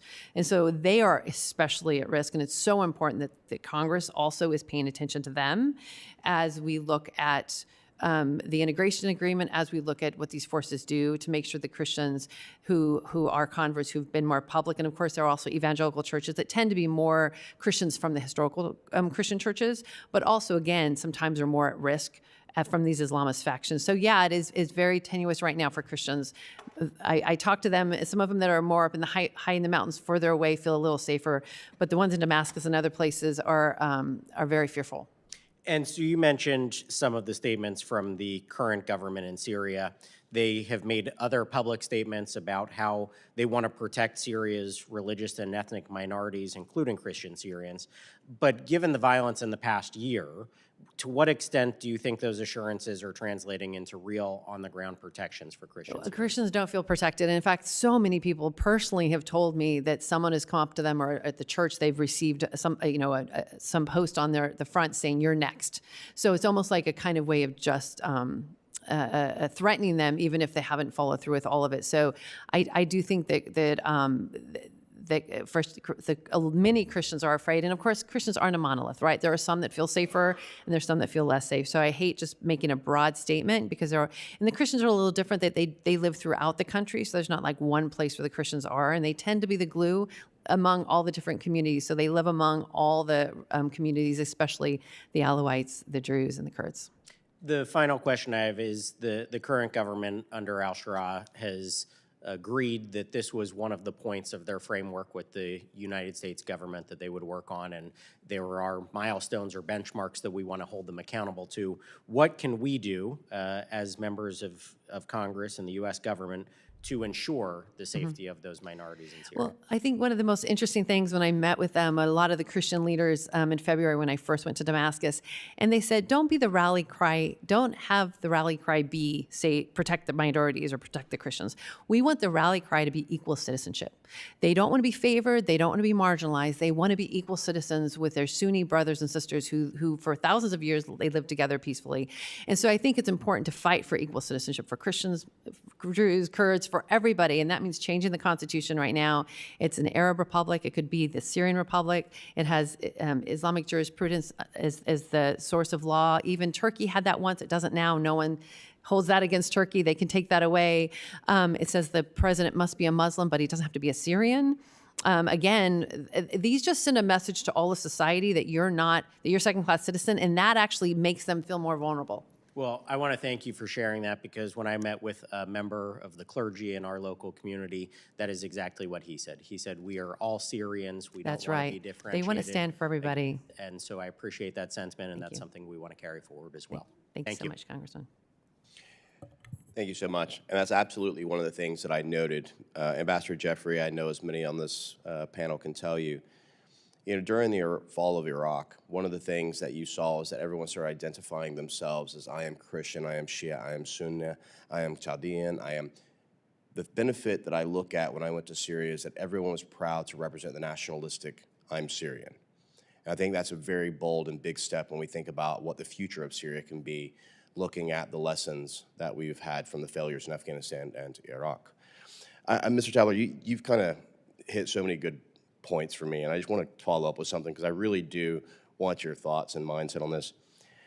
Seeing the HTS-linked bureaucrats that are filling key ministries in Damascus, is this, do you think, a genuine political transition, or are we actually just watching a terrorist organization put on a suit in an effort to try and get around U.S. sanctions? Yeah, that's a difficult question to answer. First of all, I note your concern about this, the role of HTS in the new government, even though it's formally been disbanded. Those figures are very clear. They're front and center, and everybody sort of knows about that, right? So the problem is, I think, both the administration itself, as well as the centralization of everything, the General Secretariat for Political Affairs and the Ministry of Foreign Affairs, has created, and even Ambassador Barak has talked about this publicly, bottlenecks concerning decision-making, key decision-making on everything in Syria. And I'm sure my international counterparts have found this as well. You have a meeting, you go to Damascus, you have a great time, it's a great place to party too, and you have some great food, and you leave and nothing comes from your meeting. That Syrians are also facing that. Yes. So the question, it's a very good question. Is this just part of political management? I think it is. It could be this just the HTS base, but I will point something out to you. Everybody here today has talked about how political instability in Syria was fostered by the Assad regime. It was exacerbated by the Assad regime. Correct. Political instability in Syria has come since the collapse of the Ottoman Empire. It was under Sunni leaderships in the 40s, 50s, and into the 60s, oftentimes, where the country actually disappeared for 3 days under union, or 3 years under union with Egypt, because there were coups and counter coups, and their elites were thrown out of the country, and that's how a minority government came to power. So Ahmadinejad knows, I'm sure, I haven't asked him myself, but I look forward to it, how to deal with instability inside of Syria, even from within the Sunni community. I'm sure that's part of it. To your point, though, we need to raise with him the concerns about not including minorities in real, beyond tokenistic positions. I think that's a legitimate concern of minorities, and we need to put this front and center with him if he is able to stabilize the country. I would completely agree with you. And one of my favorite books was The History of Arab by Eugene Rogan.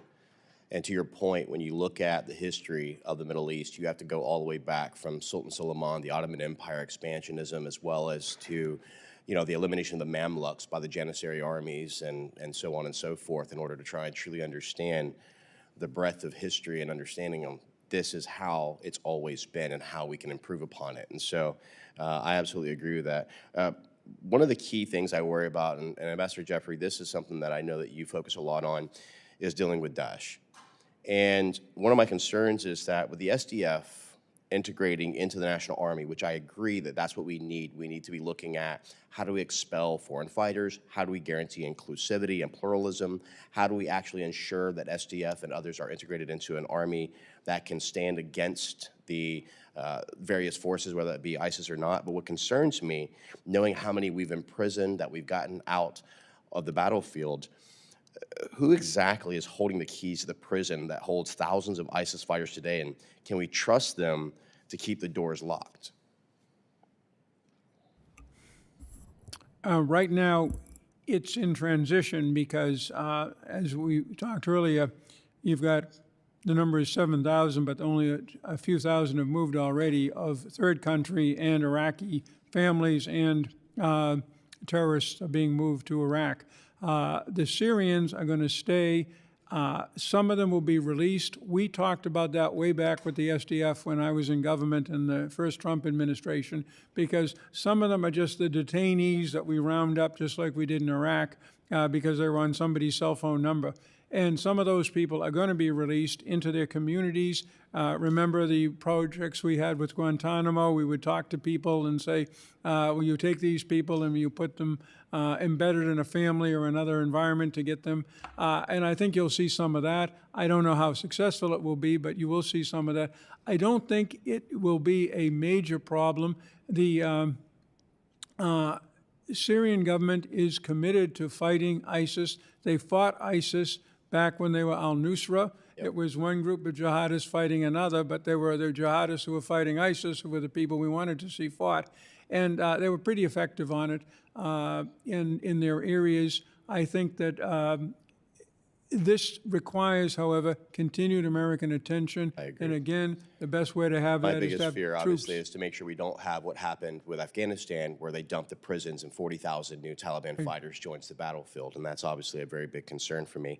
Mr. Burkeen, I want to make sure you've gotten every question answered. I know one of the things that you and I are constantly in concern of is how Christians are being persecuted throughout the Middle East and even in Nigeria and other places. And I know that, you know, this is something that's near and dear to our hearts to ensure that everyone has a right to their own belief, but at the same time that they're not having the persecution and the murderous kind of ideologies that Islam has brought along. Do you have any questions that you want to add into that? All right, thanks. I just wanted to make sure I give you that opportunity. I thank the witnesses for their valuable testimony and the members for their questions. The members of the committee may have some additional questions for the witnesses, and we will ask you to respond to that in writing, please. Pursuant to the committee rules, all members may have 5 days to submit statements, questions, extraneous materials for the record, subject to the length limitations without objection. The committee stands adjourned.